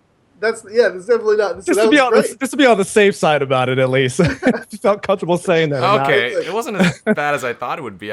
We've all said some fucked up stuff on this show before, so it's perfectly fine. It's all good. Thank you so much, Doug. That was you're amazing, man. We definitely enjoyed talking to you, and I think we've got a nice live audience who's enjoying the show right now. They're super excited for the voice acting you just did for us. Definitely appreciate that. We definitely look forward to anything you have upcoming, and hopefully we can have you back on the show some other time. Even if it's if you don't have any new projects, at least you have the expansions. We can talk about that when they come out and see how fleshed out the Witcher can be. And hopefully, Young will have completed the game by then. And we'll have some more insider insight. Before we let you go, Doug, is there anything you want to say to all the fans watching? I just want to say thank you so much. I'm sure CD Projekt would say the same thing, but the game is nothing without the players. I mean, it takes all the players to go on there, enjoy it, and play it, and talk about it, and mod it, and do all the things that they do. That's what it's all about. It's about having fun. So thank you all for being interested and having a good time, and thanks for all your compliments on Twitter and Facebook and stuff about my performance. I mean, it's lovely to hear. So just thanks for being cool. Well, thank you, Doug. Have a great day, man. Enjoy the rest of your day. We'll be in contact with you here in the next few months or so, and we're definitely going to keep up with you on Twitter. We'll let you know when the interview's up. Maybe you can share it for all of your fans who couldn't make it today. Yeah, absolutely. We'll have it put up on YouTube shortly. So, Ronan Young, any last things for Doug? Just thank you so much for joining us, and thank you for all the insight on the character and the work that you've done. It's a lot of cool stuff, and I hope you get a role in 2077 and Cyberpunk and what's it called. Yeah, you gotta get a role there. Yeah. Well, thank you guys. It's been a blast. I've really enjoyed talking with you. So look forward to doing it again in the future. All right, perfect. Thank you, Doug. We'll see you next time, buddy. Bye. Cool. Thanks, guys. Yep. All right, ladies and gentlemen, Doug Cockle, everyone. That was a fun little interview. That was a lot of fun. Was a lot. I was very surprised that we were able to get as much time with him as we did. He stayed for a long time, just kind of like our Metal Gear guests. Yeah, and we got a lot of cool insight into first of all, technically how the recordings and stuff is done, but also in terms of the character, where I feel like it maybe makes a little more sense on some of the aspects that maybe people might have questioned. I feel like it makes a little more sense now. Yeah. I mean, sure, there are a few little technical things that are still like the coughing, that's still a little weird, but it's some cool little insight, and I think he's a very honest guy who gave a lot of great, honest answers, and I respect him all the more for that. So, great interview, Absolutely. I think. Yeah. Now, Ronan, you, sir, are the golden child of this interview because you like. Daily, 1 sec. People are saying the music is playing right now and it's super loud, so they can't hear us right now. Oh, that was on a different scene. I've already switched. It should go away in a second. Okay. Yeah, that was the. Yeah, I pressed the wrong screen button for a second. Everyone is freaking out. It's okay. It's fine. Yeah, it should be switched over by now. So yeah, right, I think the you of all people, you finished the game. Yeah. You had the most kind of takeaway from this interview. So what do you think now after hearing his responses? Are you still as on the fence about the voice work? Actually, no. I feel like he explained that. Like he explained that before I even got to the question about how the long amount of hours they had in recording sessions. You tend to make a lot of mistakes and stuff like that. So it does make sense where in scenes like The Orphanage, for example, where his voice kind of pulled a 180 out of nowhere, and I'm just like, it doesn't sound like the Witcher I'm used to. It definitely makes sense, and I'm glad that he said that he noticed that too during that exact same moment, so I didn't feel quite as shitty about it for calling him out on that. For the fact that he noticed it too, but it definitely explains, you know, why those little mistakes happen, and I can totally side with him on that. Yeah, and I mean, it's a lot of lines, the game, right? I mean, it's so many freaking lines. And his voice, unlike many of the actors we've interviewed, doesn't sound anything like Geralt. So, and it's actually, you know, it used to at least sort of strain his vocal cords. So the fact that he can maintain that for all these long hours. What'd you say, 30,000 lines? Is that what you said? I don't know. Was it 12,000? He said 12,000, but I heard it was like 30,000. Yeah. But I don't know. He was saying just from the main, the main story. It was 12. So so it's a lot of lines. All the side quests and expansion packs, and so, not to mention if you just think about all the games in general. So you know, I respect the guy for being honest with us and for doing his work. It you know, makes a lot more sense, and I think that overall, you know, looking back, I think you know, he did pretty well. Yeah, absolutely. He's pretty good. Yeah, he's pretty good. So, quick little post show today. Young, did you get a chance to see the new episode of the Codex intro that I put up? You actually did. I saw it too. That has to be my favorite intro ever. So I had to compliment you on your Troy Baker impression. I thought it was really completely good. Accurate Texan accent. Yeah, I've been dying over that intro for a little bit now. But we actually yesterday confirmed with Heather Haley. Finally, she added the Codex Twitter. You guys have access via the TweetDeck, so if you check it out, you can see the messages. Finally replied to us. Definitely set her up for August. I scheduled her for the 7th, and then I remember we had Guy. Everybody is telling me his name is Sihi.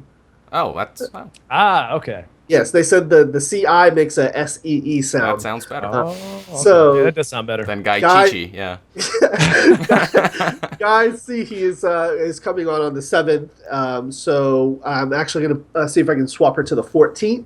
So again, just kind of expanding our roster of interviews coming up. We have Debbie Mae West next week, which I'm super excited about. I can't wait to talk to Hotness. One of the Hotness.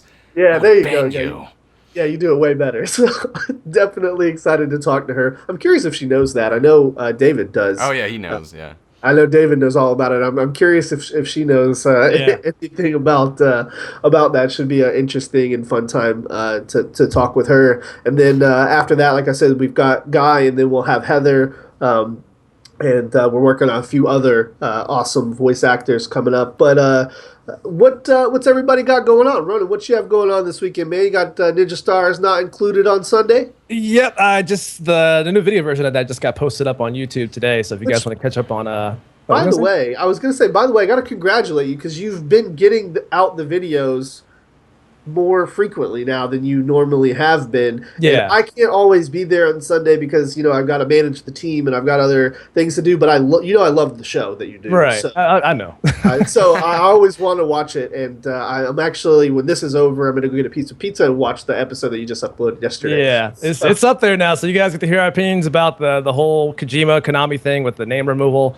We talk about some of the website segments like the first cut where we talk about our first episode or first impressions of some of the newer anime that's come out this season, like God Eater and School Live, for example. You guys can catch up on that. And we also talk about EVO 2015 that happened last weekend because that was so much hype behind EVO. And the Shenmue Kickstarter, we talk about that as well. Oh, very cool. An episode of the podcast. So if you want to catch up on all that stuff, check that out. My co-hosts are amazing. Always happy to have those guys on. And you guys know where that is. There's a link to it on my channel on Hitbox. I don't have to explain. Yeah, if you guys don't know by now, what are you doing? Right. So, yeah, I'm definitely excited to see that. What about you, Young? I saw a little teaser on Twitter yesterday that you got an analysis coming up for the 40-minute gameplay demo. Yep, I am. That's. You found anything mind-blowing yet? Well, a lot of people, I think some people noticed this, but there's this section of Mother Base that is called the Quarantine Zone.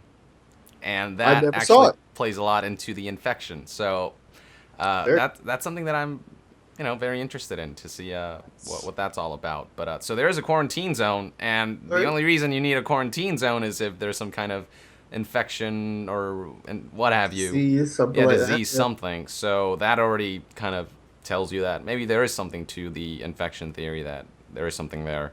I've got this video on the ST-84 Metal Gear. As it turns out, I don't know if you know that one scene where Skullface appears and disappears or Yes. whatever. There's a Metal Gear behind them. Initially I thought that was a different Metal Gear. That's actually the ST-84 Metal Gear. Is it? Yeah, Oh, it is. wow. Okay. I didn't know that. From the camera angle, it looks like this other completely different thing, but it is the ST-84 Metal Gear, so that confirms that. Yeah, the Metal Gear. Curious is to what happened with recruitable. Zeke. So I don't know, probably either sunk or it was it was at the retrieved C4. somehow and then repurposed or something. Mm-hmm. yeah, for definitely concerned about what's going on with Zeke. Now, I wanted to ask you, Yong. There's been some rumors. I don't remember where I caught it. I don't know if it was. I seem to remember it being in a video where there's been some rumors and some speculation that there's actually another map in the Phantom Pain that's supposed to be larger than any of the maps that we've seen before. Have you heard that yet? No, but I wouldn't be surprised if that turned out to be true. Like, Right. I don't think we have seen anything of the game yet. Honestly, I think we've seen so little despite the MGS5 preview.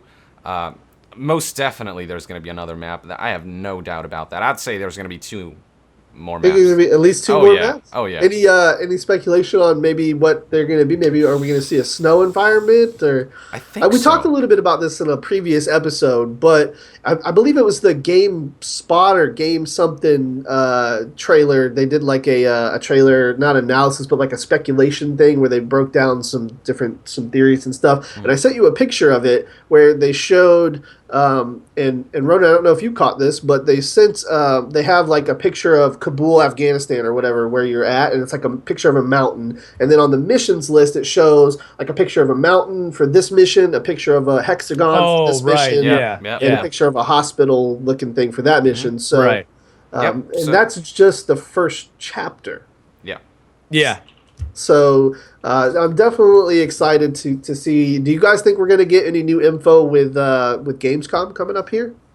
I don't think so. I think they're just gonna kind of Have a demo. show the same thing. Yeah. They said it's gonna be playable. I think at that point it's more about maybe getting some impressions out there from the people Right. who attend.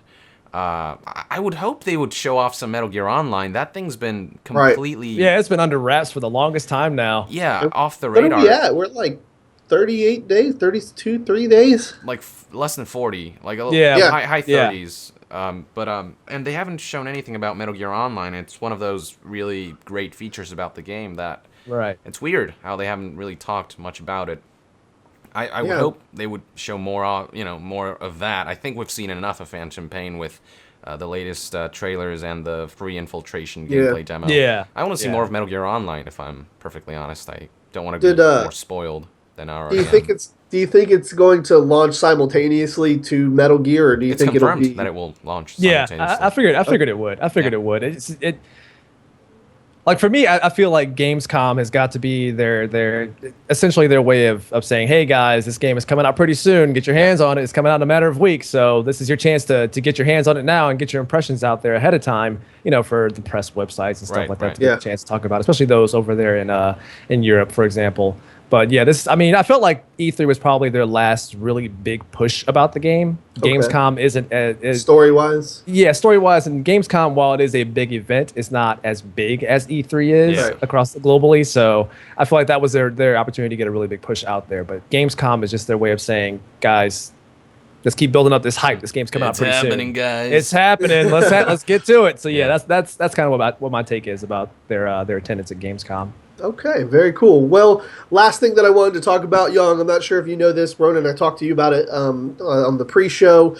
Yesterday, I was approached by Metal Gear Central, the guys that we had the little issue with back in the day, and they asked me, the head guy, not the guy who said the stuff about us, asked me to do him the favor, he said, all of my co-hosts are MIA. I'm doing an interview with somebody. Would you give me a hand? And I said, well, look, I think this is a perfect point for me to show you no hard feelings, no harm, no foul. I'll come on your show and give you a hand, with your interview, which I only asked like 2 or 3 questions, so they really didn't need me. But I figured, show a good faith to let them know that, we don't hold any grudges and there's no beef. I would, go and make an appearance. So I did, and we spoke with Ronan. You're a jerk. No. I was reading the chat. That's okay, why. I was gonna say, that was not you. That was not you. To pronounce her name. He gave me this look. I don't know how to pronounce her name. I made fun of you earlier though. Yes, you did. Wait, what? I can always count on you. Look, I'm gonna Google it because I can pronounce. What is happening? What are you guys talking about? We had an interview. The guys at Metal Gear Central had an interview with Rika Muranaka. Muranaka. She is the composer of the Metal Gear series. She does the music for 1, 2, 3, and 4.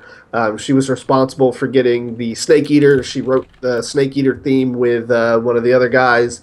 She does. Harry Gregson Williams, the composer. She hired him. Okay, so she's sort of like a supervisor or something. Yeah, she sings "The Best Is Yet to Come." Oh shit! Okay. Yeah. She does that, and she does "Don't Be Afraid" and a few others. So basically, they give her a budget, and then they go, and she has to go hire all these people. Wow. And she actually spoke about how they actually didn't credit her as the composer in the game, which she was a little offended by. But she said it's okay now. She's she said she's basically like the mom of video game music, so she doesn't mind. So, big mama. Yeah. Right, exactly. So in speaking with her, she kind of gave some insight into Kojima, because she is a Japanese woman. She has a place in Tokyo, but she's less traditional than your normal Japanese person. And she said that the main reason for the falling out between, at least in her opinion, what she's seen is Kojima gets paid a salary. He doesn't make any profit share on the game. Okay. He gets paid this amount no matter what, and he was spending so much money in delaying the project and adding these features and making sure the game was the biggest and best thing it can be, and Konami was unhappy with that because it has no effect on him. He was spending the budget on this and upgrading the Fox engine and delaying this because the Fox engine wasn't ready, and Konami wasn't happy about that. But Kojima didn't really care because he gets his salary, and that's he takes the more traditional Japanese man approach where he doesn't take like profit share. I guess in that culture it's considered weird to do that. So instead of getting that, he gets paid a little more than a normal game creator, but doesn't take bonuses or anything like that for the game selling well. And she said that started the whole issue with Konami and Kojima. And I'm curious to see what you guys have to say about that. So you're telling me that Kojima wanting to make the game the best it can be is what started the conflict? Yes.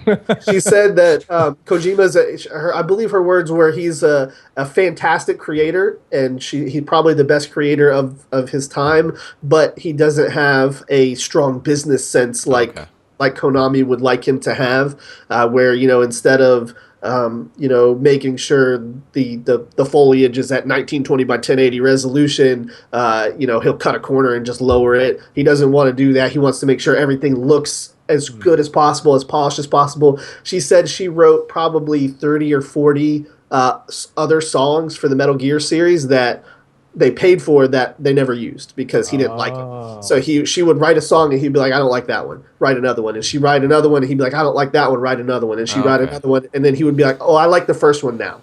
So. Oh, dude, that's kind of a dick move in some sense. Well, I'm gonna be honest. She said it's in the best way possible though. She said he settles for what he likes, and I think that's perfect for what he does, because obviously what he likes is what the fans tend to like as well. He's got a really good mind for what people want to see and what people want to hear, and I love the Metal Gear music. So obviously he did a great job at doing picking out the song after a while. Maybe it sunk in and then fit So, yeah, according to her, that and like I said, this is, I guess, semi-speculation. I know she has some insight in it because she said she worked directly with Kojima for the music and stuff. So she does have some insight, and she said that she believes the music has suffered in 5 because she's not a part of it. So, oh, wow. She's not a part of it? How come? They said that they couldn't afford her. Jeez. So, yeah, that's so I guess instead of doing paying her to pay everybody else and recruit all these people, they just directly went to them and kind of X'd her out of the equation. So it was it was definitely an insightful interview. I got some good information out of her. She loves to talk about it. So it was definitely fun to hear. But as I said, I'm curious to hear what you guys have to say about it. I want to shut up for a second, and y'all, I'd like to hear your opinion. You look a little frustrated with. Are you frustrated at it? I'm a little split because I mean, as a creator, I totally understand the need to make everything perfect. I have to go back and forth between this and that, and I guess I do understand that Konami has a certain limit in terms of budget and in terms of when they need to get this game out. So I guess it's that sheds a little more light into the situation, and I guess I can kind of maybe look at things in the perspective of Konami a little better, if this is true. Yeah. At the same time, though, I mean, if Kojima's trying to make the best game ever, that's, to me, should be priority number one, exactly. to be honest. Exactly. I mean, I sympathize with the whole, there's a budget, whatever, and I get that they're a business, but, I mean, if they're really passionate about the product that they're making, I feel like they would, kind of maybe do the best they can to really make this game the best possible, like Kojima's trying to do. And to make this whole debacle about it for that is kind of a little weird and shady. Which I think it makes sense, which is why I tend to believe it, because they're dissolving his studio and all of this stuff. I think it's costing them too much money because they put so much effort and so much time into this kind of stuff. It makes a little more sense. Granted, I'm definitely on your side. I agree that it kind of speaks to Konami's character, where it kind of seems like they're not sure Metal Gear is going to sell. Of course, it's going to sell. Yeah, I mean, especially Phantom Pain, which is such a different and bigger beast than all of the other games prior. Yeah. Just the whole open world gameplay. Hey, go ahead. I'm sorry. I was gonna say go ahead, but for me, I understand in some aspects where Konami is coming from. Yeah. Game development nowadays, at least, the amount of money that sinks into it continues to increase every generation. Right. We always want bigger, better looking, better sounding games all the time, and it's gotten to a point now these days where perhaps Metal Gear's previous sales figures just aren't enough to justify the costs that go into the game anymore. And I mean, it's to a point now. Like, let's throw Capcom under the bus for a minute here. Okay. Only because I know you like to do. I do, but only because I didn't like their previous antics over the past generation. Capcom, when they first released Resident Evil 6. Ugh. They had it. Yeah, I know. They had it in their mind that they felt like the game was going to and had to sell over 7 million copies to make a profit. Jesus Christ. There is no way in hell that game was going to sell 7 million copies. But that goes to show how much money they have to make, or they have to get back to actually make a profit or break even, for example. Yeah. And when it comes to Metal Gear, it sells. It's probably their highest selling title at Konami. Yeah. But it's all determined on how much money they're spending on it and how much they're going to have to sell to break even and then make profit on that. So they probably just that right now. They probably just saw. Yeah, they probably just saw that hey, we spent a lot of money on this, and this game is going to sell a lot, but we just don't have faith that it's going to sell enough to either break even or make us a profit. Right. Which I don't know why. I'm looking at the sales numbers, and they're all fairly good, with the exception of one game. Metal Gear Solid was 6 million copies. Mm-hmm. Metal Gear Solid 2 was 7 million. Metal Gear Solid 3 was 3.6. The Twin Snakes was... they don't have a global stat, but it says more than 1 million copies. Or excuse me, it failed to sell more than 1 million copies. So it was like right under. Wait, Snake Eater? No, Twin Snakes. Oh, Twin Snakes. Okay. Snake Eater, really? Snake Eater was 3.6 million. Okay. And then Metal Gear Solid 4 is kind of divided up into a whole bunch of different numbers. It says that in the first week it sold over 500, or the first 4 days it sold over 500,000 copies. So I'm assuming somewhere in this, it's a longer article, so I don't want to spend too much time on it. But I'm assuming they're all done fairly well. Like, right. With the exception of Twin Snakes, which is acceptable because it was GameCube. Wait, didn't I thought Peace Walker didn't sell very well because it was PSP exclusive. PSP, yeah. Peace Walker's not included on here. I'm guessing because it's strictly a mobile, and this is only covering the console sales. Okay. Okay. So yeah, they're definitely okay. Here's 4. 4 sold 4.3 million. So it definitely 6 to 7, 7 to 3 was obviously they probably didn't want to see that, but I guarantee you if they were to update this, I'm sure with the HD collection and stuff, it's probably gone up a couple million for sure. Something to keep in mind is that this Metal Gear is now multi-platform. It's not a PlayStation exactly. exclusive. It's going to sell way more than the previous games. That's my point. Is in any one that has been multi-platform has sold more. 1 was on PC and PlayStation. 2 was on PC, PlayStation 2 and got an Xbox port as well. Yeah. So 3 was the only one that didn't get a port. Well, 3 and 4 are the only ones that didn't get ports. 3 got the HD collection. Yeah, I was gonna say, did the HD collection come out on PlayStation 3? Yeah, it was only on PlayStation 3. Yeah, but that's what it was I'm saying. Only on PlayStation. Okay, like way after the fact of it being out. Which, right. To me, I'm not a business guy, but I would say, okay, my first 2 games were on multi-platforms and they sold 6 and 7 million copies. Why would I ever go back to doing one platform with 3? It came out on Xbox as well, my bad. Yeah, I had a feeling it came out on Xbox as well. Yeah, just within the last 2 years or so for the HD collection. Yeah. So, yeah, to me, the sales numbers say multi-platform is the way to go. Obviously, as a business person, you want to have your game as accessible. Obviously, it incurs a little more cost to go here and there, but 6 and 7 million compared to 3 to me just stands out. So that's the information I got. So, now that I'm thinking this might, the Ground Zeroes thing where they sold that separately. Maybe that's why they did it, because of the costs. I think. I mean, they said we wanted to give fans a bit of a teaser for what's to come. I call bullshit on that. That's why they're selling it for $40. Yeah, $30 or whatever. Yeah. Originally it started off as 40 and then they knocked it down. $39.99. Right. Yeah. Yeah. So I'm thinking Ground Zeroes was holy shit, this shit costs a lot. We gotta do a little something here. So they sold Ground Zero separately. Do you know how much that sold? Let's see, I can. Yeah, we can pull up the numbers on that. Wait, Google. Ground Zero sales. But I think it sold quite well. I think it sold at least 1 million. It had to have, at least. Yeah. I'm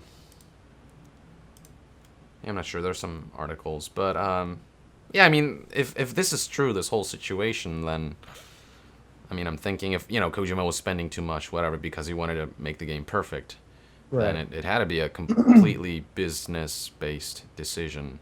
Although I'm sure it's kind of cool to give fans a little teaser of what's to come. And honestly, that wasn't a terrible move. I'm not saying it's a bad move or anything, because Ground Zeroes, $30 was a little steep for what they had to offer, but Phantom Pain makes a lot of improvements from Ground Zeroes mechanically, and they learned a lot from that game and from the feedback that they got, and as a result of Ground Zeroes, Phantom Pain is, I think, much better than it could have been without the feedback and all that. Right. So I don't think it's a bad move per se, but at the same time, I don't think it's completely based on the fact that fans wanted a teaser. So here, let's release this for the fans. Exactly. I'm sure there's a little bit of it, but mostly it had to be like, holy shit, this thing is, oh my god. It's expensive. Yeah.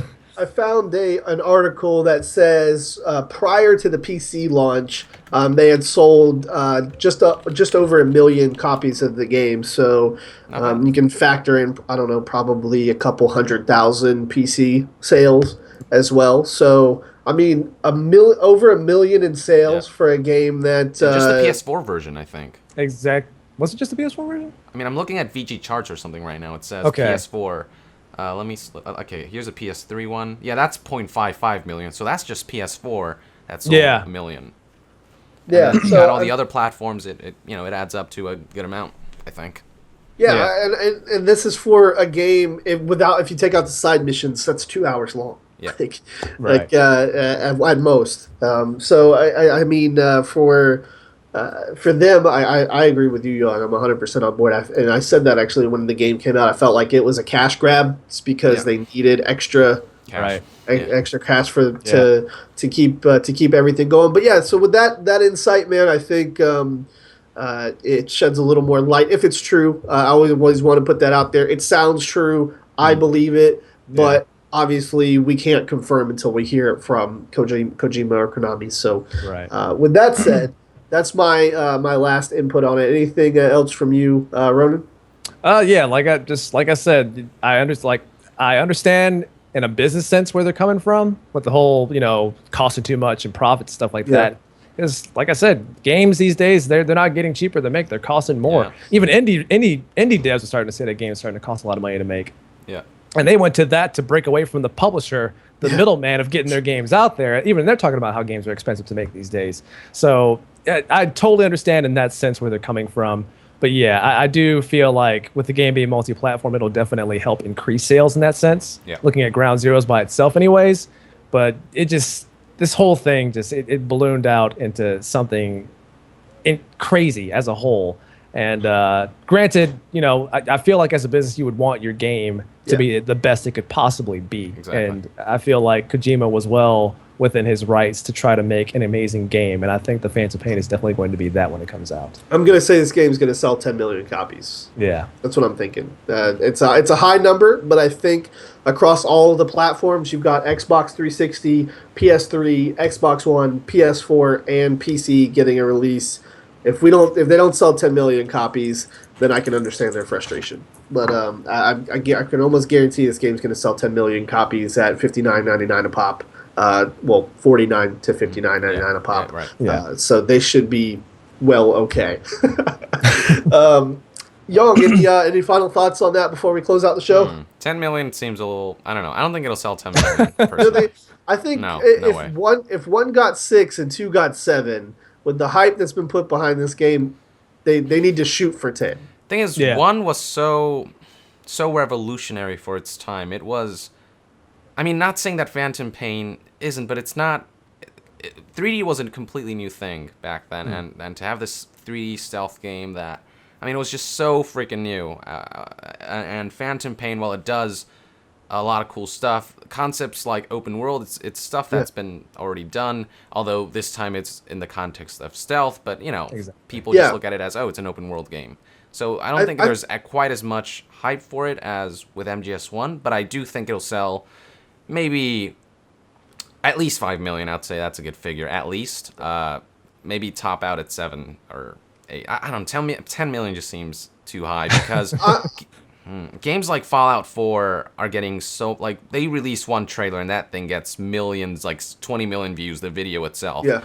Metal Gear gets a trailer, it gets maybe 1 million views. And maybe so I don't know. I don't think it's quite as hyped as I don't know.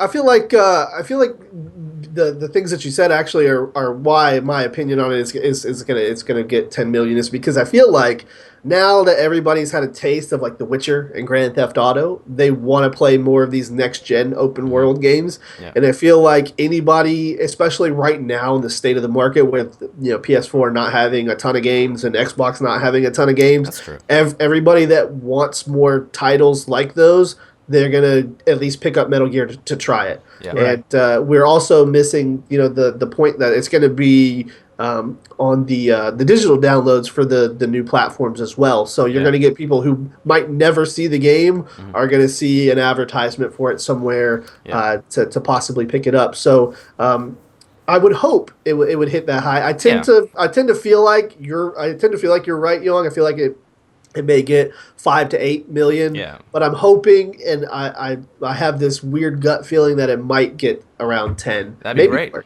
It's possible. That'd be amazing. Absolutely. Yeah. I think we all want it to get as many sales as it possibly can. And I think the reviews are going to be very key into Oh, that. yeah. If it starts getting 10s, oh yeah, I mean that shit's gonna fly off the shelves. People are Absolutely. gonna be like, oh, okay, this is a game worth paying attention to. My review is going to be late, guys.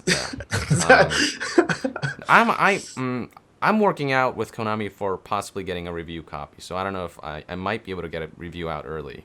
So that's something to keep an eye out. I don't know if that's not a confirmed thing, but Right. Yeah, it's good luck to you. It's tough it is. at least in my experience, to get anything from Konami, at least Yeah. up front. Like once you get a conversation, I've heard from some other reviewers that I work around that once you get a relationship established, it's pretty easy to get whatever you need. Right, But right. it's like After that E3, initial- I've got some contacts Exactly. and stuff, so it's become a lot easier to arrange that. So I Yeah. think its chances are good, but we'll see what happens. Yeah. Perfect. All right, cool.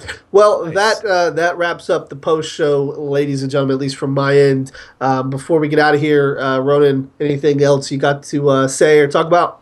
No, that's it for me today, guys. I do appreciate the tantamount amount of audience that we had come out today for the interview. Good. So thank you Good. guys, all of you, for joining us today and being amazing fans and viewers. We definitely appreciate that, and the feedback that you all give us as well. We definitely take that to heart. For those wondering about whether or not I'm going to be streaming today, I'll keep you guys posted via Twitter on that one. I got to find out what's going on today, so keep your eyes tuned to that one. Yeah, we started early. Yeah, we did. We started pretty damn early. And I woke up. one. I woke up at like 4 today, and I'm like, should I go back to sleep? No, I'm gonna stay up. So I just stayed up all the way up since then, and I'm still tired as hell. But yeah, no, thank you guys for hanging out and watching. Thank you again to Doug Cockle for joining us. He definitely gave us a lot of insight on what it's like working for CD Projekt Red and on the Witcher series, and that was fantastic. But until next time, guys, I am your fellow co-host, Corrupt Ronan. I will see you guys next time. You guys keep it classy, keep it sassy. I'm out of here. All right, Ronan, thank you so much. For me, guys, just a quick just run down again. We have Debbie Mae West next week, Guy Seehee the week after that, and Heather Haley the week after that. So good lineup coming from you guys, from the Codec crew here. Quick shout out to the sponsors: SteelSeries, BattleBox, Control Freak, Hitbox TV. You guys are all awesome. Thank you so much for all the support that you guys have given us. Last little topic I have. Completed the Last of Us. So my final verdict on it is I really enjoyed the story. Why y'all laughing at me? Y'all are supposed to be my friends. Y'all are supposed to be my friends. No, we're laughing at you because we're your friends. Exactly. I loved the story. The story was great. I really enjoyed the ending as well. Oh, good. Definitely, I thought it was really cool, really sentimental. Definitely kind of reevaluated Troy Baker's performance. Thought it was a little better towards the middle and end after the event happens. I don't know who hasn't played this game. Okay, look, after he's injured and he goes into that state where you don't get to play as him. Yeah. That kind of threw me for a loop, and I was like, oh, that makes the game mechanics a little cooler. So I think I set a score out on Twitter if I had to. 8.5. If I had to put a score on it, I was going to put an 8.5 on it. I thought it was a decently mechanicked game. I didn't like the kind of rinse and repeat some of the stealth aspects over and over, but the story is what brought it together. Really, the story is the big bulk of that score that I gave it, and I would definitely want to talk to whoever voiced Ellie as well. Hopefully, we can It's Ashley Johnson. I believe. Yeah. I can kind of see where you're coming from with the gameplay. Actually, there would be occasions where I'd be like, I've kind of done this before, right? But I feel like I feel like they pace it decently enough, and with the story that it works out. But I kind of see where you're coming from. If you're more of a gameplay guy, then I guess you wouldn't enjoy Last of Us as much as if you're more of a, I guess, story guy or whatever. But, that's what sold it for me was the story. The gameplay, like I said, it didn't catch me. I did like playing as Ellie. I felt the switch. I don't know if you guys felt it when you played it, but you feel like a little more nimble, a little more agile. You feel like you actually kind of feel youthful, which I thought was cool. It's where you're playing with Joel. You're a little more sluggish, a little more fruity. And I thought it was cool. I thought I was going to be able to just do the same stuff that I did as Joel with Ellie, but I went and attacked the first guy, and he grabbed my hand, and he was like, "No, you're a little girl." Ground. I was like, "That's cool." They do a good job of making you feel a lot more vulnerable as well as Ellie. Yeah. Because she doesn't have the strength that Joel has behind her. Yes. My so favorite doing attacks like that, yeah. Yeah, my favorite is when she runs up to the guy, jumps on his back, and fucking just stabs shivs the shit out of him. Right. That's fucking sick. The first time I did that, I was like, that's what I'm doing for this stealth portion of the game. Is I'm taking everybody out as Ellie. Yeah. So I definitely reevaluated it. It's still, like I said, it wasn't mind blowing except for the story. The story was great. I want to make sure I point that across. As the story was amazing. I really did like that. I really thought Joel was dead after that scene happened. So they definitely got me, and that speaks wonders because I can predict what a game. Because I played enough games in my time to know how everything's pretty much going to work. But yeah, great story. Overall, good game. I love it. I would love to have seen it on the remastered PS4 version, but I went old school and played it on the That's PS. all right. That's all right, man. Very, very cool. And so, yeah, hopefully we can speak with Ashley at some point about her work in The Last of Us. But, yeah, with that update, I'd like to wrap it up. So from everybody at Nation Fusion, thank you guys so much for watching. Had a great turnout today. I think we hit about 300-something people in the chat. And I'm sure more are going to love to watch this on YouTube. So thank you guys so much for joining us. Yong. Yeah, well, thank you for tuning in, folks. It's been another fun interview. Sorry if I seem a little tired. I slept at 8, woke up at 10:30. So it's okay. And an extra long episode of the Codec today. You guys got an extra hour out of us. Yeah, so I only had like 2 hours of sleep. But look out for more content because there's always more content with Metal Gear. Gameplay analysis is coming. I've got a video that's going to be uploaded probably today about the ST-84 Metal Gear that I just completely went over my head. But is it an hour? No, that's the gameplay thing might be, but I don't know. Depends on what I find. But that was a very simple video that just says, "Hey guys, by the way, here's something that I just completely missed." I'm messing with you, man. So yeah, no, it gives a lot of cool new insight into the ST-84 Metal Gear being recruitable or whatever, and you hopefully being able to take it for a ride in the field and just own shit with it. But yeah, so look out for that, and look forward to more interviews, more content from the Codec. Stay tuned. Be sure to hit up our Twitter and whatnot to be updated constantly. And yeah, with that, thank you for tuning in, and I'll see you guys next time. Young out.